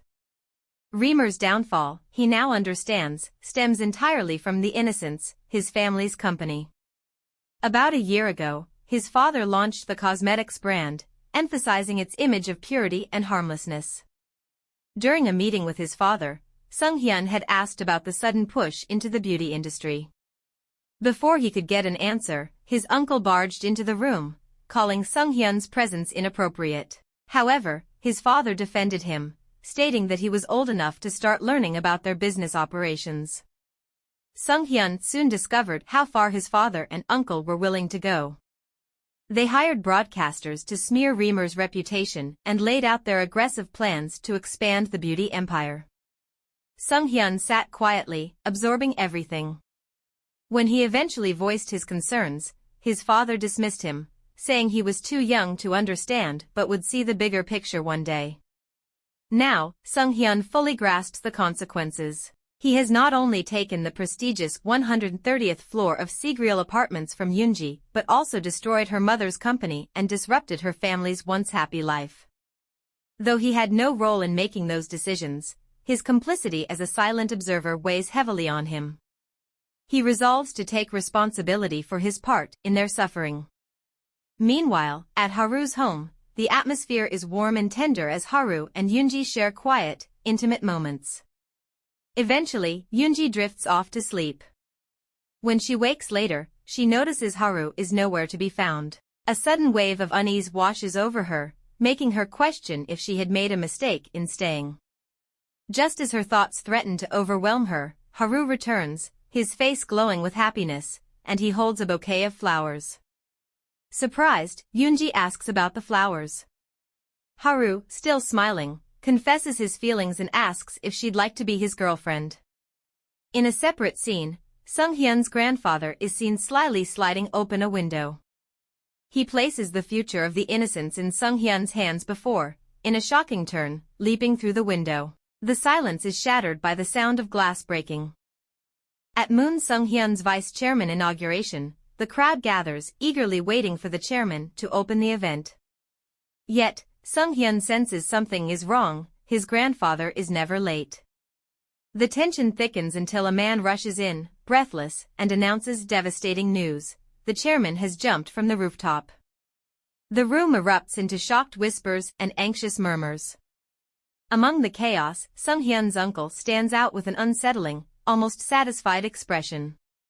This revelation triggers a flood of memories in Sung-hyun's uncle. He recalls learning that his father had appointed Sung-hyun as the vice-chairman and drafted a new will naming him the heir to the innocents, bypassing his own claim to the legacy. The thought enrages him. Overcome by fury, he had lashed out violently, smashing anything within reach and vowing not to let the inheritance slip through his fingers. The question of whether his anger turned into action lingers, shrouded in mystery. At the funeral, uncertainty fills the air. Guests whisper about the chairman's death. Did he truly jump from the company building? Was it suicide, or something more sinister?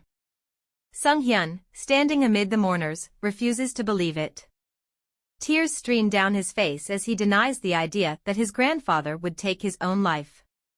Suddenly, the solemnity is interrupted as police officers arrive. To everyone's shock, they arrest Sung-hyun, naming him the prime suspect in a murder case. In custody, Sung-hyun protests his innocence, demanding to know the reason for his arrest.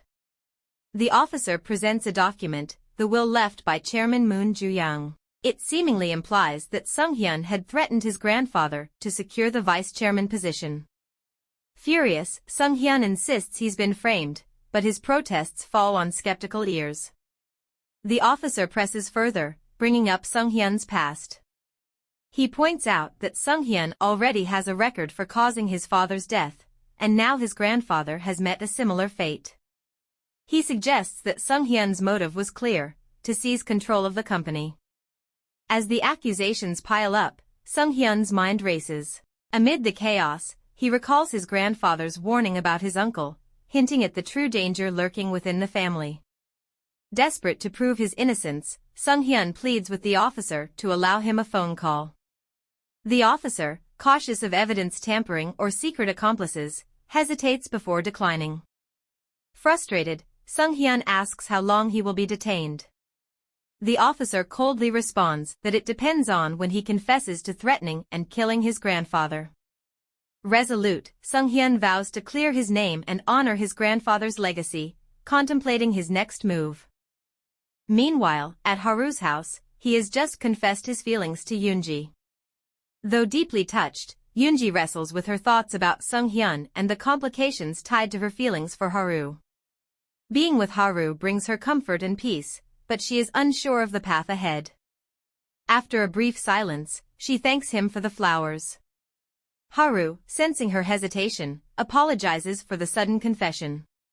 He admits he understands if she feels uncertain, especially since he currently lacks financial stability or a steady job. He confesses that he feels unworthy of her but expresses his genuine desire to be with her. Yoonji's mind races as she considers the potential consequences of being with Haru, her unresolved relationship with Sung-hyun, her past as a girlfriend for hire, her therapy sessions, and her mother's expectations. Haru reassures her, urging her to take all the time she needs. He shares his dream of becoming a successful webtoon artist so he can be a reliable partner. Taking her hand in his, he promises to wait patiently for her decision. 1 month later, Yoonji and Haru are working together at his apartment on their webtoon project. Yoonji mentions editing the dialogue for the 5th page of the 5th episode and promises to send it to Haru shortly. However, she notices she's been unusually exhausted lately, likely from preparing for her upcoming art exhibit. Feeling hungry, she suggests ordering spicy pig's feet, but Haru looks surprised. He gently reminds her they just ate triangle kimbap and cup ramen an hour ago. Undeterred, Yoonji insists it wasn't enough to curb her appetite. Concerned, Haru asks if she's feeling stressed. While acknowledging the pressure of the open exhibit, he reminds her to prioritize her health. Yoonji reassures him that she's not stressed and finds their work far more fulfilling than her previous job as a girlfriend for hire. Suddenly, Yoonji notices something unusual about her condition. She opens her period tracking app and realizes she's 14 days late. Stunned, she freezes as a startling question takes shape in her mind: whose baby is it? With a low creak, the door to Sung-hyun's apartment swings open. He steps inside, shoulders slumped from exhaustion, and sinks onto the couch. His thoughts drift to the past month, realizing how quickly time has passed since his grandfather's funeral. He vividly recalls the police combing through every corner of the Innocents, searching for evidence, and how his days were consumed by assisting the investigation. Now, however, his world feels much smaller. Restricted to his apartment until his upcoming trial, he is forbidden from stepping outside, a frustrating reality that weighs heavily on him. In the midst of his brooding, Sung-hyun remembers he hasn't contacted Yoonji since that fateful day. He wonders how she's holding up, but knows there are more immediate matters demanding his attention. Resolute, he picks up his phone to follow up on a legal request he initiated, determined to see it through. Meanwhile, at the Yu Ha-sung Neuropsychiatry Clinic, Dr. Yu sits at his desk, staring at a framed photo. His reverie is interrupted by the shrill ring of his phone. It's his mother, her voice tinged with worry as she informs him that his father's health has taken a turn for the worse and requires close monitoring. The weight of her words presses on him as he struggles to focus. A staff member enters, handing Dr. Yu the day's patient schedule. As he scans the list, his eyes land on Yoonji's name, marked as cancelled. Curious, he asks for details and learns that Yoonji had called earlier, explaining that an urgent matter had come up. Dr. Yu's mind briefly wanders to 2 weeks ago, when his mother had first messaged him about his father's worsening condition. That evening, as he sat contemplating whether to visit the hospital after work, a soft knock interrupted his thoughts. Yoonji entered, her hands full with beverages and her trademark warm smile. She thanked him for his guidance during her previous visit, when she had suffered a severe episode of hyperventilation. As a thoughtful gesture, she even brought an extra drink for one of the nurses who had assisted her. Noticing Dr. Yu's distant expression, Yoonji asked softly if something was wrong. Snapping out of his thoughts, he apologized and prepared to start their session.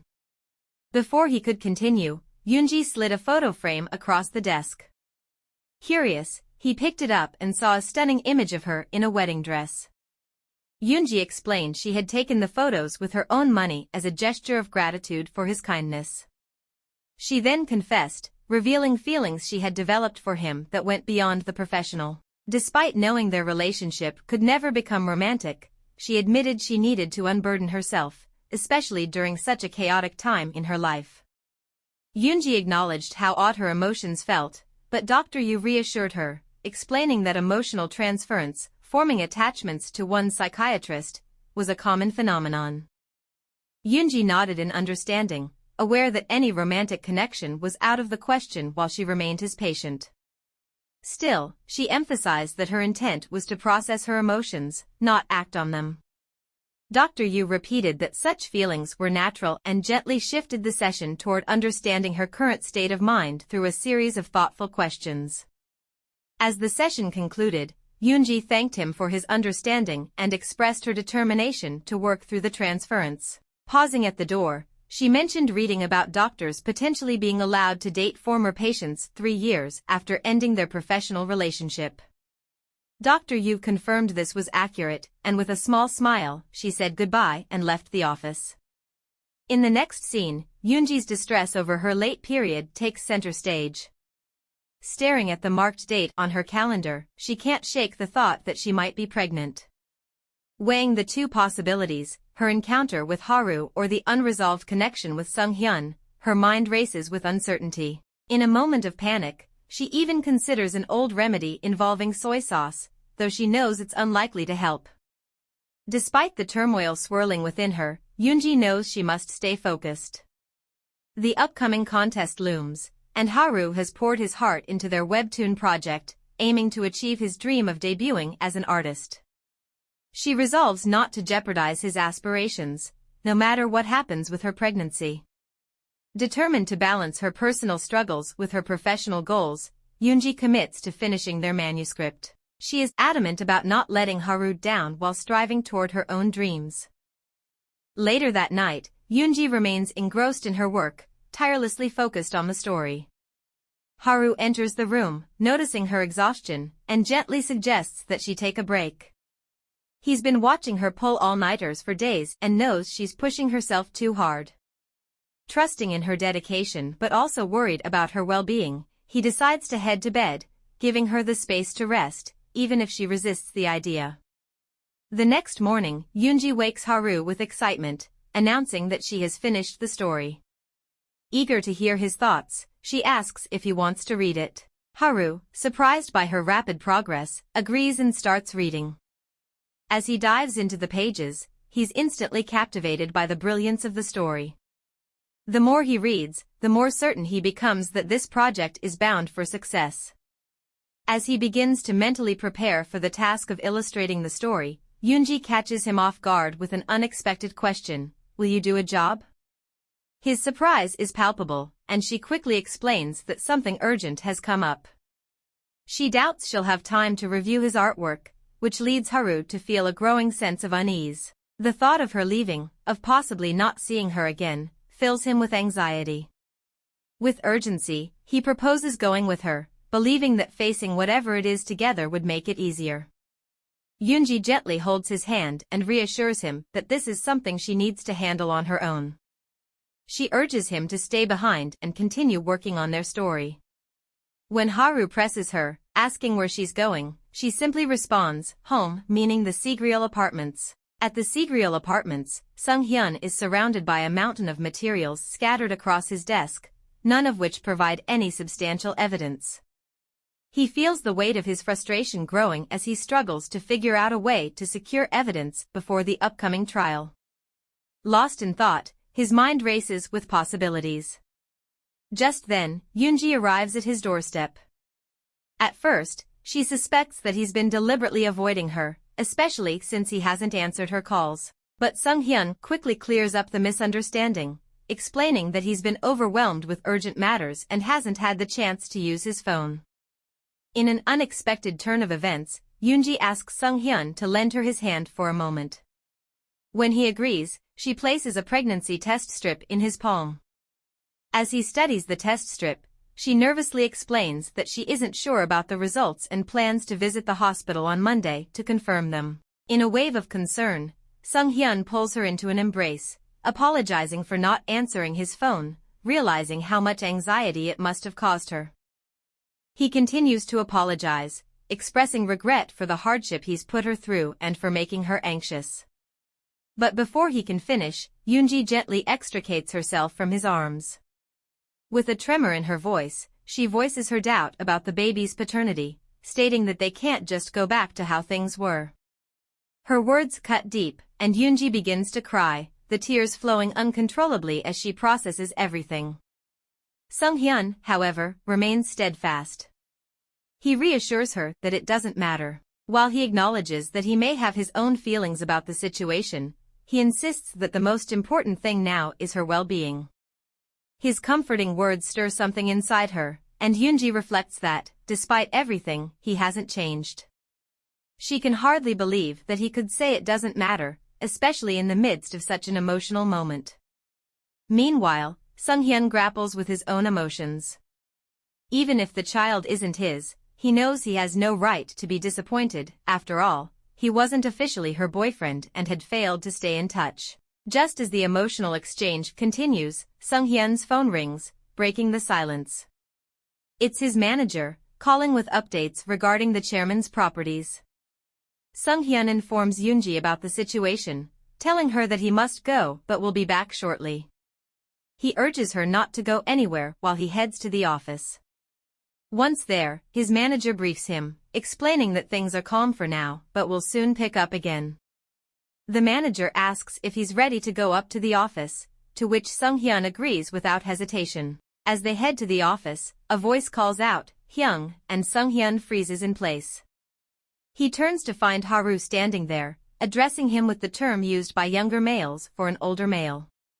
The unexpected encounter leaves Sung-hyun wondering what Haru is doing at the office. Yoonji's mother, Kim Ji-yeon, finishes her work for the day, her thoughts dominated by concern for her daughter's health. As she walks along, a man suddenly approaches her, asking if she is CEO Kim of Reamer Cosmetics. Instinctively, she denies it, her mind racing with the possibility that he may be here to collect debts or ask for an interview.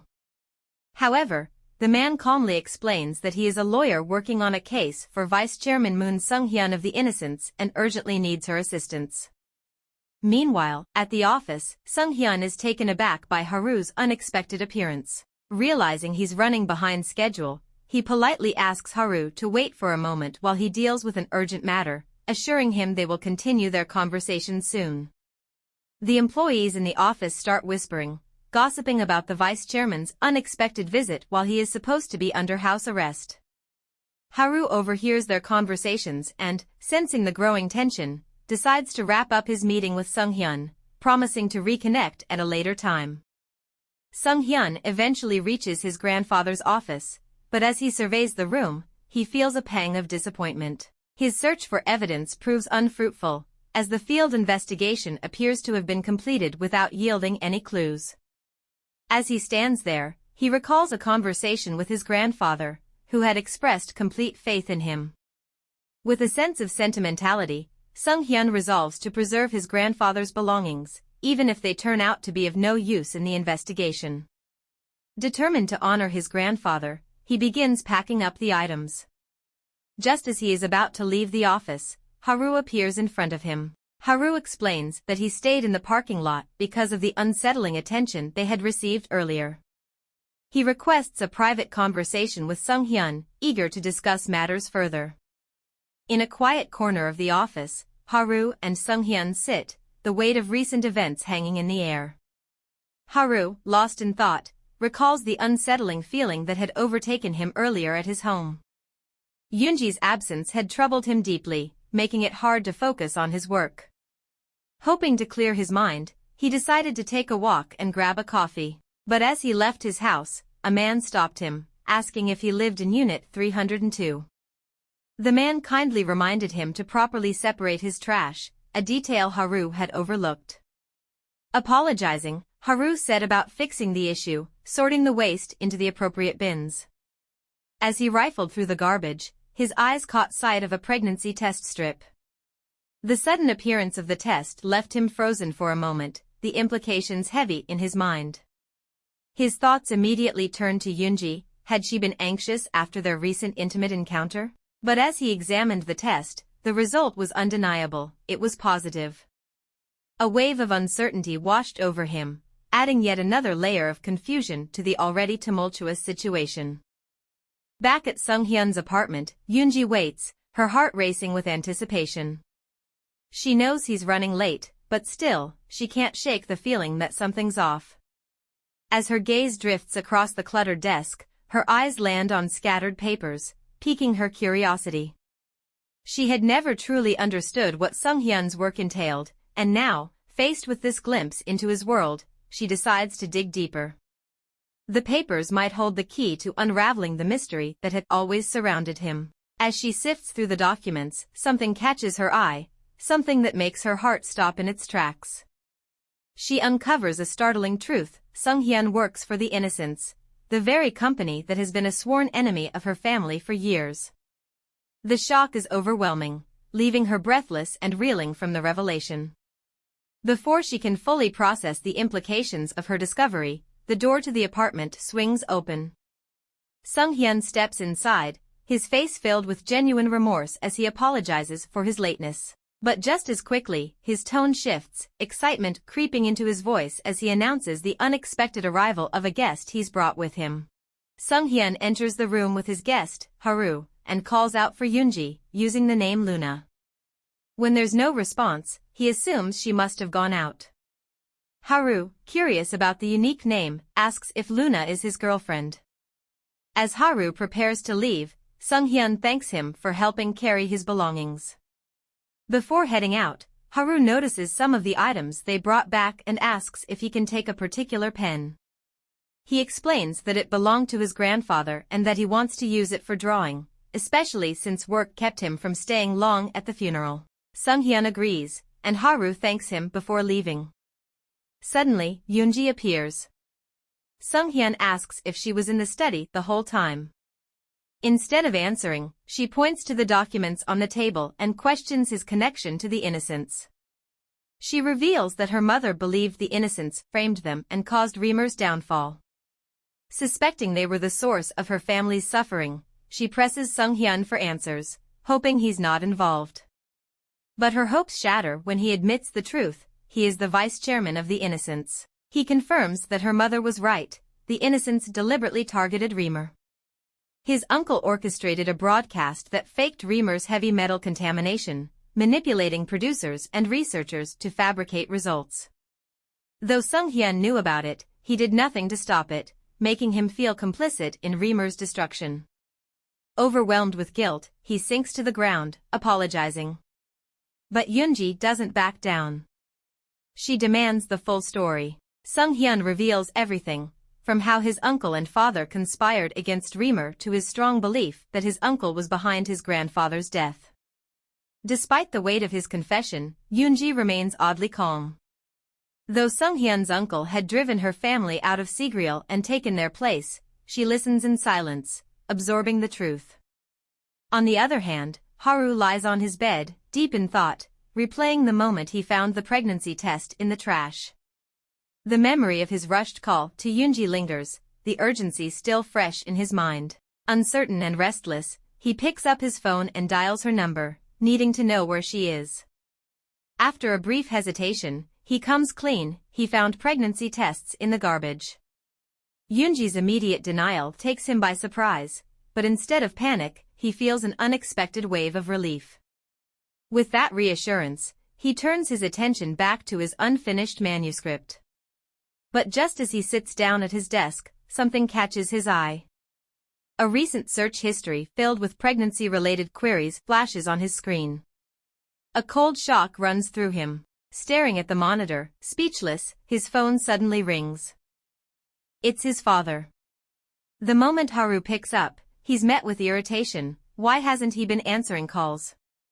Scrambling for an excuse, he says he's been busy preparing for the contest exhibit. His father brushes it off as a waste of time and instead tells him to come to his office. There's something important to discuss: the company's future.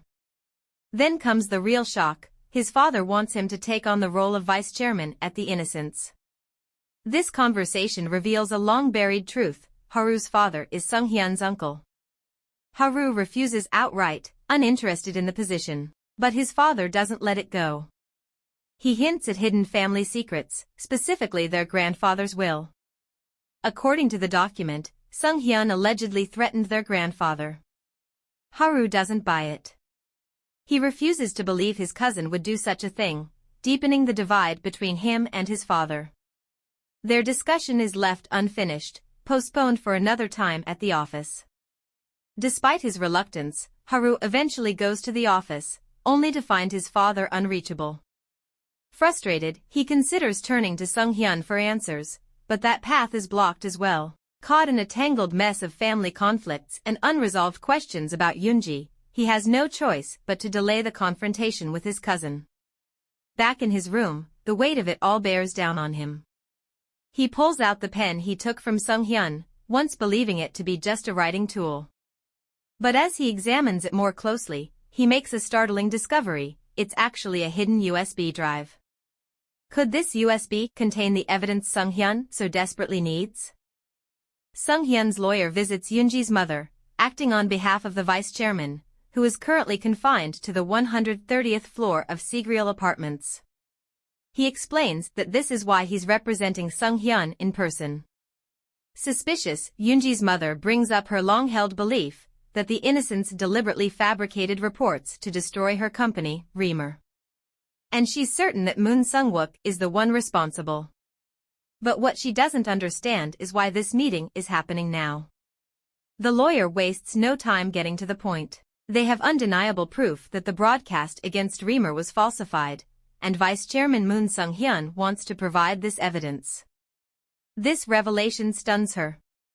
She raises her voice, demanding to know why Sung-hyun suddenly cares about Reamer's fate. The lawyer tells her it all comes back to President Moon Sung-wook. That's the true reason for this meeting: they need information about him. As the conversation continues, they shift their focus to the president, unraveling more about his role in the company's downfall. Meanwhile, at Sung-hyun's house, he remains on his knees before Yoonji, offering a raw and heartfelt apology. He admits to being an accomplice in Reamer's destruction, weighed down by guilt. Yoonji, watching him, finds herself convinced Sung-hyun isn't the true mastermind behind her family's suffering. His remorse is too genuine, his actions too different from what she expected. But that doesn't mean she's ready to forgive. She lets her emotions spill out, admitting that she once wished for vengeance. When her mother's company collapsed, she wanted everyone responsible to suffer, including Sung-hyun. And for the first time, she says it out loud. Yoonji takes a deep breath and continues, revealing how her feelings towards Sung-hyun have changed over time. Though she once resented him, something unexpected happened: he captured her heart. Absurd thoughts crept in, thoughts of a different reality where they met under better circumstances, where Reamer never fell, and they could simply be happy together. She wipes her eyes and tells him that Reamer's downfall isn't his fault. And even if it were, she doesn't care. The pain he may have caused her doesn't compare to how deeply she feels for him. With tears brimming, she extends a hand to help him up. Sung-hyun stares at her for a moment, emotions swirling in his eyes, before finally reaching for her hand. He admits he feels the same, that his love for her is just as deep. Sometime later, Yoonji sleeps soundly, her breathing soft and even. Sung-hyun sits beside her, watching over her with quiet affection. He reaches out, gently brushing her hair with his fingers. The tender touch stirs her awake. As she blinks up at him, still groggy, he speaks. He wants to stop being just friends with benefits. At first, Yoonji looks confused, but then he clarifies he wants them to date officially. He knows the timing is terrible. Their world is tangled in chaos, but he doesn't want to wait. If they hesitate now, they might regret it later. His voice steady, and he makes a promise: he'll take full responsibility for Reamer and the baby. Meanwhile, at his house, Haru fixates on the mystery pen, turning it over in his hands. A realization hits him: it's a recording device. As he listens, his heart pounds. The recorded conversation plays out between his grandfather and his father. The implications send a chill down his spine. His father had been going after his grandfather. Questions flood his mind. How much does Sung-hyun know about this? Without wasting a second, he reaches for his phone to call him. But just before he dials, something on his desk catches his eye. A photo of Sung-hyun and Yoonji together. What does this connection mean? Over 30 years ago, when Yoonji's mother was in a relationship with Sung-hyun's uncle, he never truly respected her. He constantly belittled her ambitions, and when she announced her plan to start a cosmetic company, he laughed outright, mocking the idea as ridiculous. It was as if her success unsettled him. He never celebrated her achievements, only sought to undermine them. To him, her role should have been simple: stay home, bear children, and eventually marry him. Supporting her dreams was never part of his plan. Their relationship, built on his arrogance and her growing frustration, finally crumbled on a decisive day, marking the end of whatever bond they once had. Now, sitting across from Sung-hyun's lawyer, Yoonji's mother recounts this painful history. But more than the past, she shares her suspicions. Moon Sung-wook, the man she once knew so well, might have orchestrated the fabricated broadcast and stolen Reamer's business secrets to benefit the innocents. The lawyer listens intently, nodding. He explains that Sung-hyun is caught in a similar predicament. If she has any information that could help, they desperately need her cooperation. She sighs, torn between her lingering resentment and the knowledge that helping them could expose the truth. She admits she despises President Moon Sung-wook but ultimately agrees to assist in any way she can. However, she struggles to think of anything useful. Then, a thought strikes her: the CCTV camera in the vice chairman's study. It might have captured something critical. She provides the lawyer with the CCTV password, then prepares to leave. In her heart, she has already accepted Reamer's fate. Nothing she does now can change the past, and she refuses to be dragged back into a world where men like Sung-wook hold power over her life. But just as she reaches the door, the lawyer calls her back. There's something else she needs to know. He hesitates, then drops a bombshell: her daughter is in a relationship with Vice Chairman Moon Sung-hyun. Before she can fully process this revelation, an unseen figure nearby discreetly records their conversation, capturing every word. At Sigreal Apartments, Yoonji and Sung-hyun sit together, still immersed in their conversation about their relationship, when Sung-hyun's phone suddenly rings. It's Haru. And from the urgency in his voice, it's clear he has something important to say. Haru wastes no time. The pen he took from Sung-hyun wasn't just an ordinary pen, it's a hidden recorder. And what it contains could change everything. There's a recorded conversation on it, one that might date back to a time before their grandfather's fatal jump. Haru's voice is firm as he tells Sung-hyun what this means. This tiny device might be the key to proving his innocence at the upcoming trial. Haru quickly sends Sung-hyun an address, urging him to come right away. Recognizing the urgency, Sung-hyun arrives and immediately asks about the mysterious pen and the crucial phone call. Haru, his expression serious, begins to reveal shocking information. He explains that his father had threatened their grandfather, even raising his voice to pressure him into changing his will. Then, as if unveiling a secret, Haru opens the pen's lid, revealing a hidden USB drive. He explains that their grandfather had secretly recorded his father during those heated confrontations. Just as Sung-hyun suggests they listen to the recording, Haru suddenly shifts the conversation. He insists there's something important he needs to say before handing over the pen. With tension hanging in the air, he finally asks the question on his mind. Haru gestures toward the girl in Sung-hyun's profile picture and bluntly asks if she's his girlfriend. Without hesitation, Sung-hyun confirms. In an instant, Haru's reaction is intense. He drops the pen, shattering it on the ground. Haru then pushes further, asking if Sung-hyun's girlfriend is pregnant. Sung-hyun, surprised by the question, confirms again. But Haru remains firm, declaring that the child is his. He reveals that he and Yoonji had been together. The woman who secretly recorded the conversation between Luna's mom and the lawyer was sent by Sung-hyun's uncle. She arrives with both the recording and the passcode she managed to obtain. Meanwhile, the president insists that what happened that day in the study must never come to light. Determined to erase all traces, he sets out for Sigriel Apartments, where the incriminating evidence is stored. On the way, he strategizes how to draw Sung-hyun out of his house, knowing he's under house arrest and likely confined inside. Just as he nears the apartment, he spots Sung-hyun leaving. Seizing the chance, the president uses his spare key to enter and searches carefully. At first, he sees no sign of a camera on the ceiling, but his persistence pays off. He eventually finds it cleverly hidden inside a book, strapped by a wire behind the desk. Racing against time, he considers extracting the hard drive to destroy the evidence.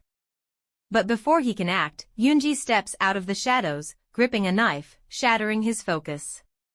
Meanwhile, Haru and Sung-hyun argue over the broken pen and Yoonji. Haru drops a bombshell: Yoonji's pregnancy is his. A flood of thoughts rushes through Sung-hyun's mind, but one thing is clear: he has to fix this, no matter what. Picking up the broken pen, he tells Haru that Yoonji admitted the baby might not be his and suggests they sit down and talk it through. Then, he asks if Haru met her through a girlfriend-for-hire app. Haru confirms, explaining that he hired her for a small investigation for his webtoon.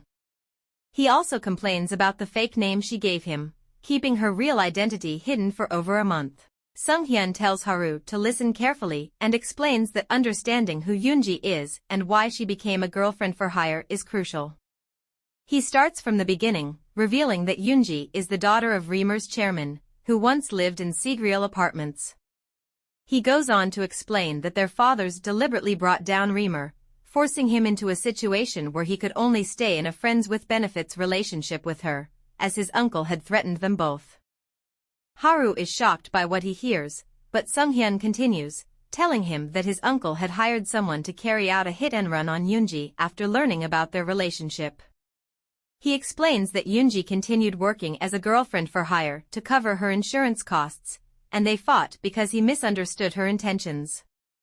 Then, after being arrested due to their grandfather's will, he became consumed by the investigation, losing touch with her for a while, which is when Haru probably met her. Sung-hyun tries to calm Haru down, saying he understands his frustration, but arguing won't help. There's someone else who needs to take the biggest responsibility, and that person is Haru's father. Sung-hyun believes everything, from Yoonji's choice to work as a girlfriend-for-hire to their current predicament, ties back to one cause: his uncle, Moon Sung-wook. Meanwhile, in Sung-hyun's apartment, his uncle is there, trying to choke Yoonji. An hour earlier, Yoonji was alone in Sung-hyun's apartment, determined to cook something special for him. Her thoughts kept drifting to the beautiful necklace he had given her before he left for his errands, and she couldn't help but wonder about its significance. Deciding to ask, she waited until he returned to inquire. Sung-hyun explained that when they first met, her eyes had reminded him of the necklace, which had great sentimental value. It had belonged to his late mother. Yoonji felt a pang in her heart, uncertain if she could accept something so precious. Hesitant, she wondered aloud if it was okay. Sung-hyun reassured her gently, telling her that it now belonged to her. Once everything was sorted out, they would have a lifetime together to cherish it. He placed the necklace in her hands and reminded her that they just needed to wait a little longer for everything to fall into place. With a heart full of love and contentment, Yoonji wished for Sung-hyun's safety as he left. She went back to her cooking, pondering how deeply Sung-hyun felt for her. Her mind wandered to a troubling thought: could someone so kind and caring really be responsible for his father's death? Her phone beeped, snapping her from her thoughts. It was a message confirming her appointment at the clinic for the next day. She mentally prepared herself to find out if she was pregnant. If the test was positive, she knew she would have no choice but to confess to Haru about her feelings. She was in love with someone else and couldn't return his affection. Just as she steeled herself, the doorbell rang, and her heart skipped a beat, thinking it was Sung-hyun returning. But when she opened the door, her hopes were dashed. She found herself face to face with a stranger. Meanwhile, Sung-hyun and Haru remained deep in conversation, working through the complex situation they're facing. Haru, his heart heavy with emotion, turns to Sung-hyun and asks if they should let his father take the blame for everything. He begins to outline a series of troubling issues, suggesting that their grandfather, father, and even Sung-hyun might all be responsible for the mess they find themselves in. Back at Sung-hyun's apartment, his uncle continues his search, unaware that Yoonji is quietly slipping up behind him, a knife in hand. When he suddenly turns around, she tries to strike, but only manages to graze his face, leaving a small bruise.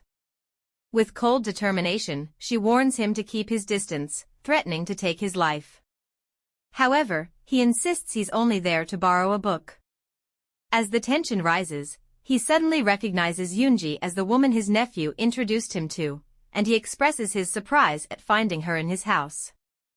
Pretending to approve of her and Sung-hyun's relationship, he continues scanning the room for anything he could use as a weapon.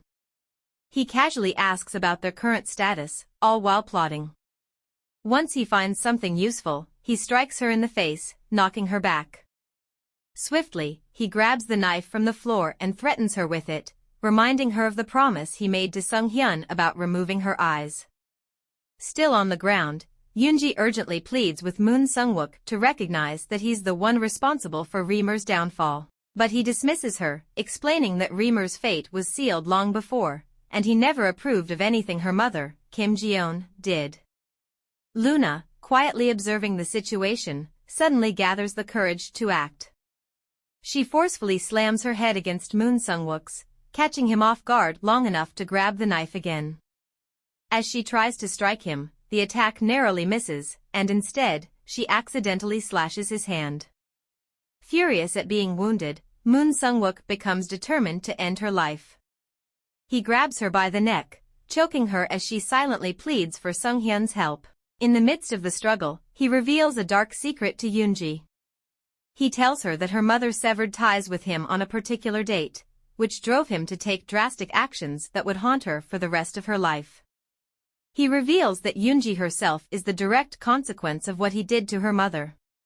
As Haru and Sung-hyun continue their conversation, Sung-hyun points out that things wouldn't be this complicated if it weren't for his grandfather, father, himself, and even Yoonji. He explains that all of them are to blame for the mess they're in. Haru, clearly frustrated, snaps at Sung-hyun, questioning his right to speak out when he himself is in the wrong, insisting that he cannot be with Yoonji.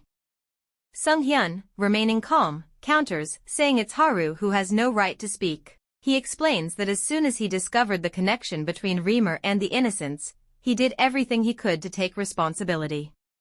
He apologized to Yoonji and worked to find a solution, while Haru seemed only focused on his own issues, never trying to understand Yoonji better. Sung-hyun points out that if Yoonji had believed she could rely on Haru, she wouldn't have approached him, the vice chairman. Haru's frustration mounts, and he suggests that Luna might have chosen Sung-hyun because of his wealth and his position as vice chairman of the Innocents, but Sung-hyun sharply disagrees, offering a compelling explanation. He reveals that when Luna told him about her pregnancy, he made it clear he didn't care if the child wasn't his. He then turns the conversation back on Haru, asking whether he would be prepared to take responsibility for Luna if the child turned out not to be his. Haru, caught off guard, is left speechless. Sung-hyun, having made his point, gets up and walks away. On his way home, Sung-hyun reflects on everything that has happened. His suspicions about his uncle's involvement in his grandfather's death have been confirmed. He can't help but regret the broken pen, which would have provided clear evidence. With the trial just 2 days away, he starts to think about what his next move should be. Meanwhile, Moon Sung-wook continues to tighten his grip on Yoonji's neck, slowly unraveling his secrets. He recalls that when they first met, Yoonji's eyes were brown, and he speculates that her mother must have altered her appearance by giving her blue contact lenses to deceive him. Gradually, he loosens his hold and suggests a different course of action. He proposes that she join him, rather than Sung-hyun, offering her the chance to reclaim her place as the chairman's daughter. He emphasizes that she could be the daughter of the Innocents, not Reamer. Yoonji, her mind swirling, reflects on her chaotic life. She acknowledges that she had wasted so much time working as a girlfriend for hire, finding only fleeting satisfaction in a mere 20,000 won tip. Her survival had relied on Sung-hyun's affection and kindness. Still, she wonders aloud if Moon Sung-wook can guarantee her a return to her former life if she agrees to work with him. Without hesitation, he agrees, claiming her as his daughter. But Yoonji suddenly turns the tables, criticizing his inflated ego. She points out that when they first met, she had been wearing colored contact lenses, which may have distorted his perception of her true eye color.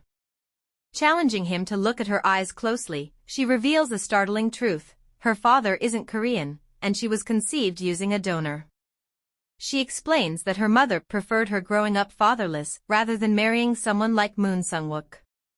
The revelation hits Moon Sung-wook like a thunderclap. Furious, he raises the knife to strike her. Just as he brings it down, Sung-hyun intervenes, and the knife pierces his body. Sung-hyun is immediately rushed to the hospital, and Luna stays by his side, her heart heavy with worry. Her anxiety deepens when the doctor tells her she cannot be allowed in the room, but that doesn't stop her from hoping and praying for the best outcome. As she waits, a memory from Sung-hyun's past resurfaces. She remembers him at the age of 11, a frightened boy trapped in a home filled with fear and anger. His father was a constant source of terror, lashing out at his mother with abusive behavior. Yet, his mother always covered up the abuse, telling Sung-hyun that it was just something adults sometimes did and urging him not to misinterpret his father's actions, insisting that he loved them both. But even as a child, Sung-hyun knew the painful truth. He understood his mother was lying to protect him, and he believed that, as the man of the house, he was the only one who could protect her. Then the memory floods back, the day everything changed. His father, consumed by rage, threatened his mother with a knife. Little Sung-hyun, tears streaming down his face, begged his father to put it down, but his pleas were ignored. His father carelessly drove the knife into his mother, leaving a permanent scar on young Sung-hyun's heart. Suddenly, Sung-hyun jerks awake in the hospital, his heart racing from the nightmare. He struggles to make sense of the overwhelming emotions, but Luna, sitting by his side, bursts into tears of relief upon seeing him awake. Desperate to know what happened, Sung-hyun asks her about the events that led to his hospitalization and about his uncle's whereabouts. With her voice trembling, Luna explains that when his uncle accidentally stabbed Sung-hyun instead of her, he must have been so startled that he fled the scene. She tells him that she quickly called for an ambulance, and that's how he ended up in the hospital. The doctors had successfully stitched up his wound, but the blood loss kept him in a coma for 2 agonizing days. Sung-hyun, feeling guilty for the shock he caused her, apologizes, but Luna reassures him, urging him to focus on recovering. Sung-hyun, still disturbed by the threatening presence of his uncle in his house, asks about him. Just then, a voice calls out his name, and he turns to see a woman standing in the doorway. She introduces herself as Kim Ji-yeon, the former CEO of Reamer and Luna's mother. She explains that she's willing to stand trial for him and has discovered evidence that could clear his name. The day of the hearing arrives. As the courtroom session begins, the judge asks if Sung-hyun has arrived, but it's clear he's still recovering at the hospital.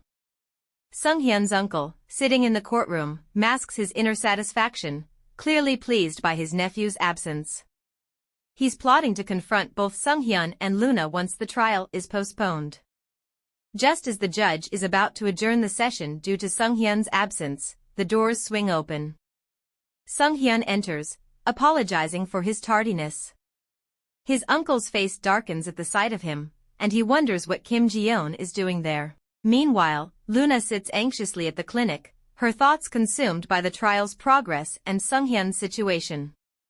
Lost in her worries, the doctor eventually calls her in for her appointment, pulling her attention away from the courtroom drama. Back in the courtroom, a man steps forward and introduces himself as the defendant's attorney.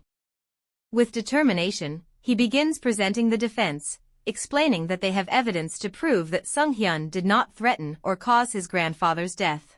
To everyone's surprise, he directs the court's attention to the front screen, unveiling a video from the day Sung-hyun lost his father. The footage reveals a chilling truth: Sung-hyun's uncle intentionally delayed calling an ambulance, coldly watching the suffering father and son while reading a book. The courtroom erupts in murmurs, with gasps and whispers filling the air. The defense attorney capitalizes on the moment, pointing out that they not only found the book where the crucial CCTV footage was recorded, but they also discovered Moon Sung-wook's fingerprints on pages 20 through 60. As Moon Sung-wook sits in the courtroom, a sense of tension rises. The attorney then submits both the CCTV footage and the book as key pieces of evidence. In his defense, Sung-hyun's uncle vehemently denies any wrongdoing, claiming that his nephew's father had already passed away when he arrived at the scene that day.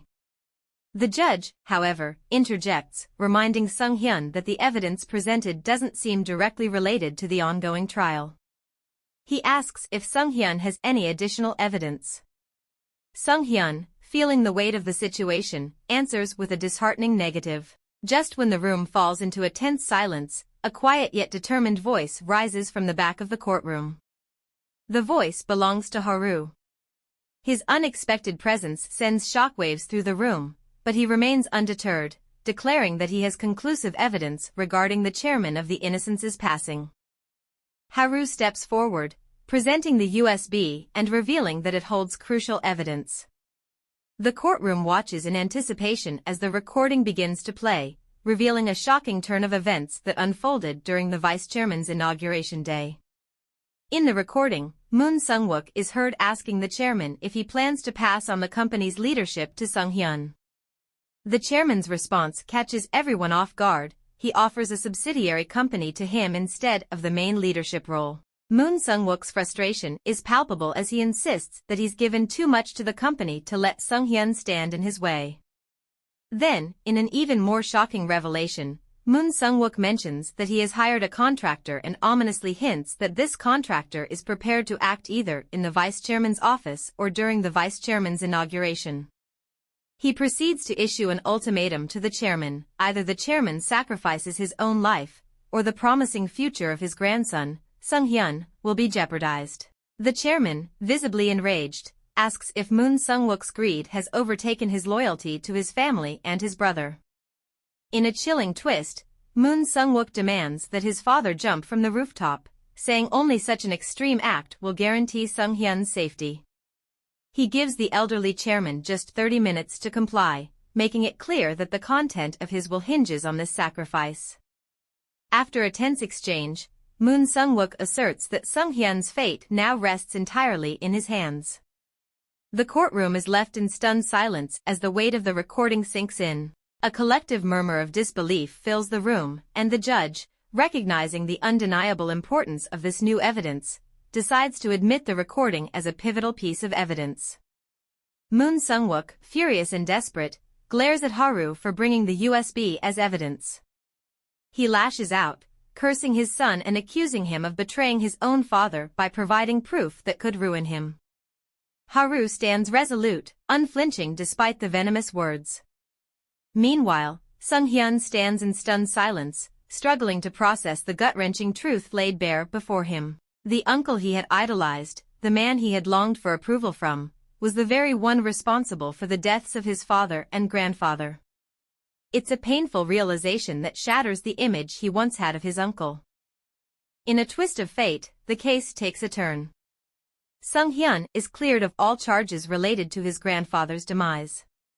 His innocence is officially declared, and the unjust penalty he had received in connection with his father's assassination is overturned. As the courtroom shifts its focus to Moon Sung-wook, the once powerful figure is now behind bars, struggling to comprehend the depth of his fall. His lawyer delivers the grim news that the evidence against him is undeniable, leaving him with little hope of proving his innocence, let alone reducing his sentence. Worse still, he faces additional charges related to housebreaking and inflicting bodily harm, adding even more weight to his legal troubles. Outside the courtroom, Luna informs Sung-hyun that she had reported his uncle for housebreaking and bodily harm, unable to let him escape the consequences of his actions. She tells him how terrified she had been for his safety, but now, she feels a sense of relief, knowing that Moon Sung-wook will face justice. Sung-hyun commends her for taking such a bold step, acknowledging that his uncle must be held accountable for everything he has done. Sung-hyun, still reeling from the revelations, recalls the additional evidence that played a crucial role in his exoneration, the pen used by his grandfather as a recording device. At that moment, Luna reaches into her bag and hands him an envelope. Her face is filled with concern as she shares that the results from her pregnancy scan have arrived. With a soft, hesitant voice, she asks him the question that weighs heavily on her heart: should I terminate it? As she lays out her reasons, each one wrapped in layers of fear, doubt, and uncertainty, Sung-hyun listens intently. She speaks of her inability to care for herself, let alone a child. He asks her, with a calm intensity that cuts through the tension, is it the paternity you're unsure of? Is that what's making this decision so difficult? She admits that, yes, part of her decision stems from that doubt. His desire to be a father is stronger than any fear or hesitation she might express. His next words are deliberate, but gentle: I need you to be brutally honest with me. Forget about me, forget about everything else, what do you want for the baby? His question lingers in the air, and in that moment, Luna feels as though the weight of the world is on her shoulders. Her mind races through the conversation with the doctor, where the reality of her pregnancy had hit her like a freight train. The doctor's request for a guardian to be there next time had only compounded her fear. Luna remembers the deep regrets she carries, particularly her past choices involving Haru, her unresolved feelings, the silence of contraception, the complications it all brought. And then, as she grapples with the gravity of the situation, her thoughts shift.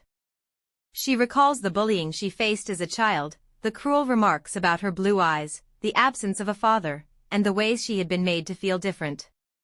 As her heartache weighs heavily on her, she voices her feelings of inadequacy, declaring that she doesn't deserve to be a mother. She admits that, from the very start, happiness was not what she felt, just the overwhelming anxiety about what her future might hold.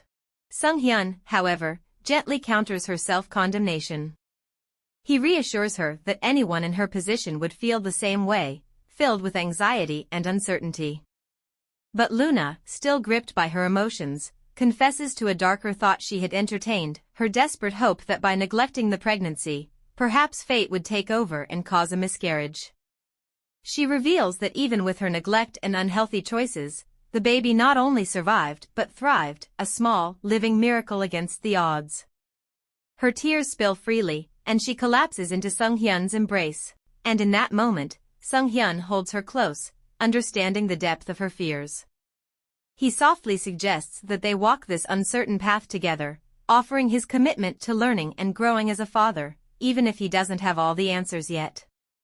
Despite his reassurances, Luna remains doubtful, certain that someday, he will regret this decision, this responsibility he seems so willing to accept now. But Sung-hyun, with a calm resolve, insists that if the baby is hers, then it's his responsibility too. With a maturity that's come to define his transformation, he promises to step up, no matter what. As they move to the bedroom, Sung-hyun asks if Luna is feeling any better now. She nods, but before she can settle, he insists on scolding her in a light-hearted, yet sincere, way. He sees through her attempt to mask her lingering worries, and he refuses to let her carry them alone. His playful tone shifts the energy, and with a soft laugh, he begins to tickle her, the sound of her laughter filling the room and easing the tension between them. A little later, after their activities are finished and Sung-hyun has fallen into a deep sleep, Luna sits beside him. She watches his peaceful face, thinking about the tough trial he just faced and his busy schedule. She knows he deserves all the rest he can get, so she decides to let him sleep, quietly keeping an eye on him with both gratitude and concern. As she watches Sung-hyun sleep, her mind drifts back to the painful days after he was stabbed, when he was lying in a hospital bed. Anxiety had eaten at her as she wondered why he hadn't woken up after his surgery. The fear that he might never wake up again still lingers in her thoughts. The quiet moments by his side are interrupted by persistent calls from Haru. She wonders if the calls have something to do with the upcoming contest exhibit, but she doesn't think it's the right time to talk about such things, especially with her pregnancy still a secret and Sung-hyun in such a fragile state. Despite her hesitation, she finally answers, and to her surprise, Haru tells her he's finished the webtoon and wants her input before he submits it, an understandable request given their collaboration. As they talk, she shares what's happening at the hospital and explains why she can't meet with him. Haru, not fully aware of how serious Sung-hyun's condition is, asks who she's with. Luna is caught off guard but confirms it's Sung-hyun. This prompts Haru to rush to the hospital right away. When Haru arrives, he's shocked to see his cousin lying motionless. Luna, torn between her need for secrecy and Haru's concern, decides to only share limited details. Sensing the need for privacy, Haru suggests they move their conversation outside. In the hospital courtyard, Luna asks about their relationship, wondering if they were schoolmates. Haru, wanting to keep their family ties hidden, carefully tells the story of a long-standing friendship, giving only hints about the depth of their bond. He talks about how, within his family, he was always seen as the problem child, the one who couldn't fend for himself. To everyone else, he seemed pathetic. The only bright spot in those dark days was Sung-hyun, the one person who stood by him. Without Sung-hyun's support, he doubts he would have survived those tough times or become the successful webtoon artist he is today. But there's more. Haru reveals that Sung-hyun was with him the night of the accident. Luna, upon hearing this, mentally replays that day, her curiosity piqued. She asks Haru, a mix of surprise and suspicion in her voice, if he's the mysterious benefactor who provided Sung-hyun with the key evidence. Haru nods, explaining how his grandfather owned a pen that could record audio. He downplays its significance now, but confirms a rumor from his cousin about Luna's pregnancy. Casually, Haru digs deeper, asking if Luna kept the pregnancy a secret because she's unsure about the father. Then, he asks a difficult question that forces Luna to face the potential fallout. What if Sung-hyun doesn't wake up or loses the trial? Haru predicts that, with a criminal record, he could lose everything and spend decades in prison. In a sudden shift, Haru suggests an alternative: what if Luna stays with him? He paints a picture of them publishing a successful webtoon together, joining the family company, and building a comfortable life for all three of them. But Luna stands firm in her decision to stay with Sung-hyun. She expresses regret for not sharing her pregnancy sooner, admitting that after their heated argument that night, she deeply regretted it. Now, she's determined not to make the same mistakes and vows to stand by him, just as he did for her. Haru, acknowledging her choice, gracefully changes the subject. He promises to send the completed webtoon via email and steers the conversation back to business. As he walks away, he asks for one last hug, and to his surprise, Luna agrees. But then, he takes it a step further, asking a final favor, that she doesn't attend the trial, wanting to protect her from the harsh reality of it. In this vulnerable moment, he opens up, confessing that he has strong feelings for her. Despite his honesty, Luna remains apologetic, feeling she's let him down. Fast forward to the morning after her intimate encounter with Sung-hyun. He slowly opens his eyes, breaking the silence with a gentle request for her to leave her worries behind for the day. Luna sits there, staring at him in disbelief, before finally offering a simple greeting in return. At the Yu Hwasung Neuropsychiatry Clinic, Luna visits her doctor. Dr. Yu comments on the major events in her life, casually mentioning that she's now expecting, but Luna quickly interrupts, explaining that this revelation is the reason she's considering stopping her medications. Dr. Yu, experienced in his field, recognizes the gravity of the situation. He agrees that being cautious with medications during pregnancy is essential but advises against stopping them abruptly, as it could lead to unexpected risks. He emphasizes that confronting the truth often comes with challenges. Luna, however, remains firm in her decision, prioritizing her baby's well-being above all else. After a thoughtful pause, Dr. Yu gives his approval, allowing Luna to proceed with her choice. Grateful for his understanding, she thanks him and leaves the office, feeling determined and more confident in her decision. Meanwhile, Moon Sung-wook is sentenced to 30 years in prison, a consequence of his wrongdoings, including the death of his father, Chairman Moon Ju-young. In a surprising turn, Sung-hyun rises to the position of chairman at the Innocents. Luna, now living with Sung-hyun in the Sigriel apartments, has also experienced a major shift in her life. She has officially debuted as a professional writer. In the next scene, the couple shares a quiet, intimate moment. Sung-hyun presents Luna with one of her literary works, now proudly displaying a participation award. Luna is overjoyed to learn that not only has she received an award, but she's also been recognized as a writer. The sense of fulfillment is overwhelming. Excited, she suggests celebrating with a beef barbecue and insists on paying for the meal herself, eager to mark this moment of success.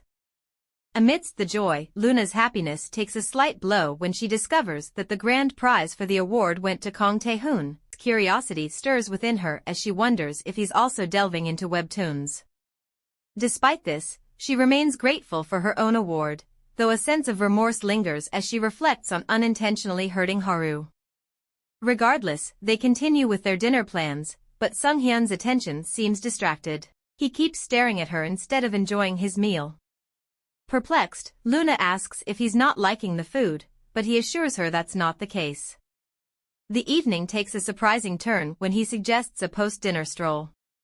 As they walk, Luna confides that she once thought living in the Seagrill apartments, especially on the 130th floor, would bring her happiness, a symbolic return to the peak of her life. But holding his hands, she admits that she's realized true happiness isn't about the place, but the person you're with. In a tender moment, she expresses that everything looks beautiful when she's with him. To her surprise, he shares the same sentiment. Grateful for her belief in him, Sung-hyun pulls out an engagement ring and drops to one knee, proposing. Acknowledging that she might think it's unnecessary, he insists on doing it properly before becoming her husband and eventually a parent.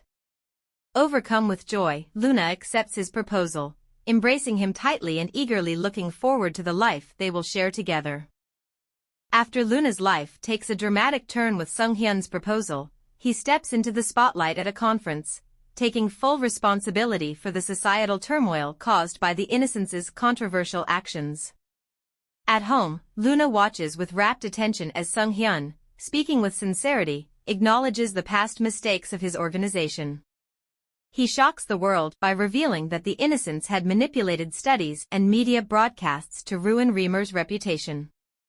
Once Reamer was dismantled, they shamelessly adopted its business strategies to fuel their own expansion. The room falls silent in disbelief, but Sung-hyun stands firm, accepting the consequences of their wrongdoings and vowing to make amends. In an unexpected move, Sung-hyun compensates Luna's mother, the former president of Reamer, by granting her a significant portion of the Innocence's business and personal rights. Later, as Luna shares a drink with her mother, she feels a pang of betrayal upon learning about her mother's collaboration with Sung-hyun, revealed through the news. Her mother, caught off guard, explains that her son-in-law had informed his soon-to-be wife about the changes ahead, but Luna remains unconvinced. She recalls a vague mention of significant company changes and notices her mother referring to Sung-hyun as her son-in-law. The realization hits Luna that the whirlwind of wedding planning might have distracted her from connecting the dots. In a heartfelt conversation with her mother, she begins to understand her perspective more deeply. As they share a tender moment, Luna mentions Sung-hyun's uncle, the former vice president of the Innocence, hinting at a potential family connection. Her mother, however, tries to steer Luna away from pursuing the subject, advising her to remember her eye color whenever she feels the urge to ask about her father. Meanwhile, Luna's mother, having just spoken to Luna's older brother, expresses her excitement about not wanting to miss her daughter's wedding for anything. Time passes, and the long-awaited wedding day finally arrives, but the surreal nature of the moment clings to Luna like a dream. It feels almost unbelievable, she's getting married? The question lingers, casting doubt on her deservingness of happiness. Memories of a recent conversation with Haru resurface, his warm congratulations on her upcoming marriage, paired with a promise to excel in his artistic pursuits. The anticipation builds, and then Sung-hyun, her soon-to-be husband, walks in, ready to escort her down the aisle. It's a sweet moment, yet Luna's brother can't help but notice something odd. The bride and groom are entering without the customary presence of a host or officiant.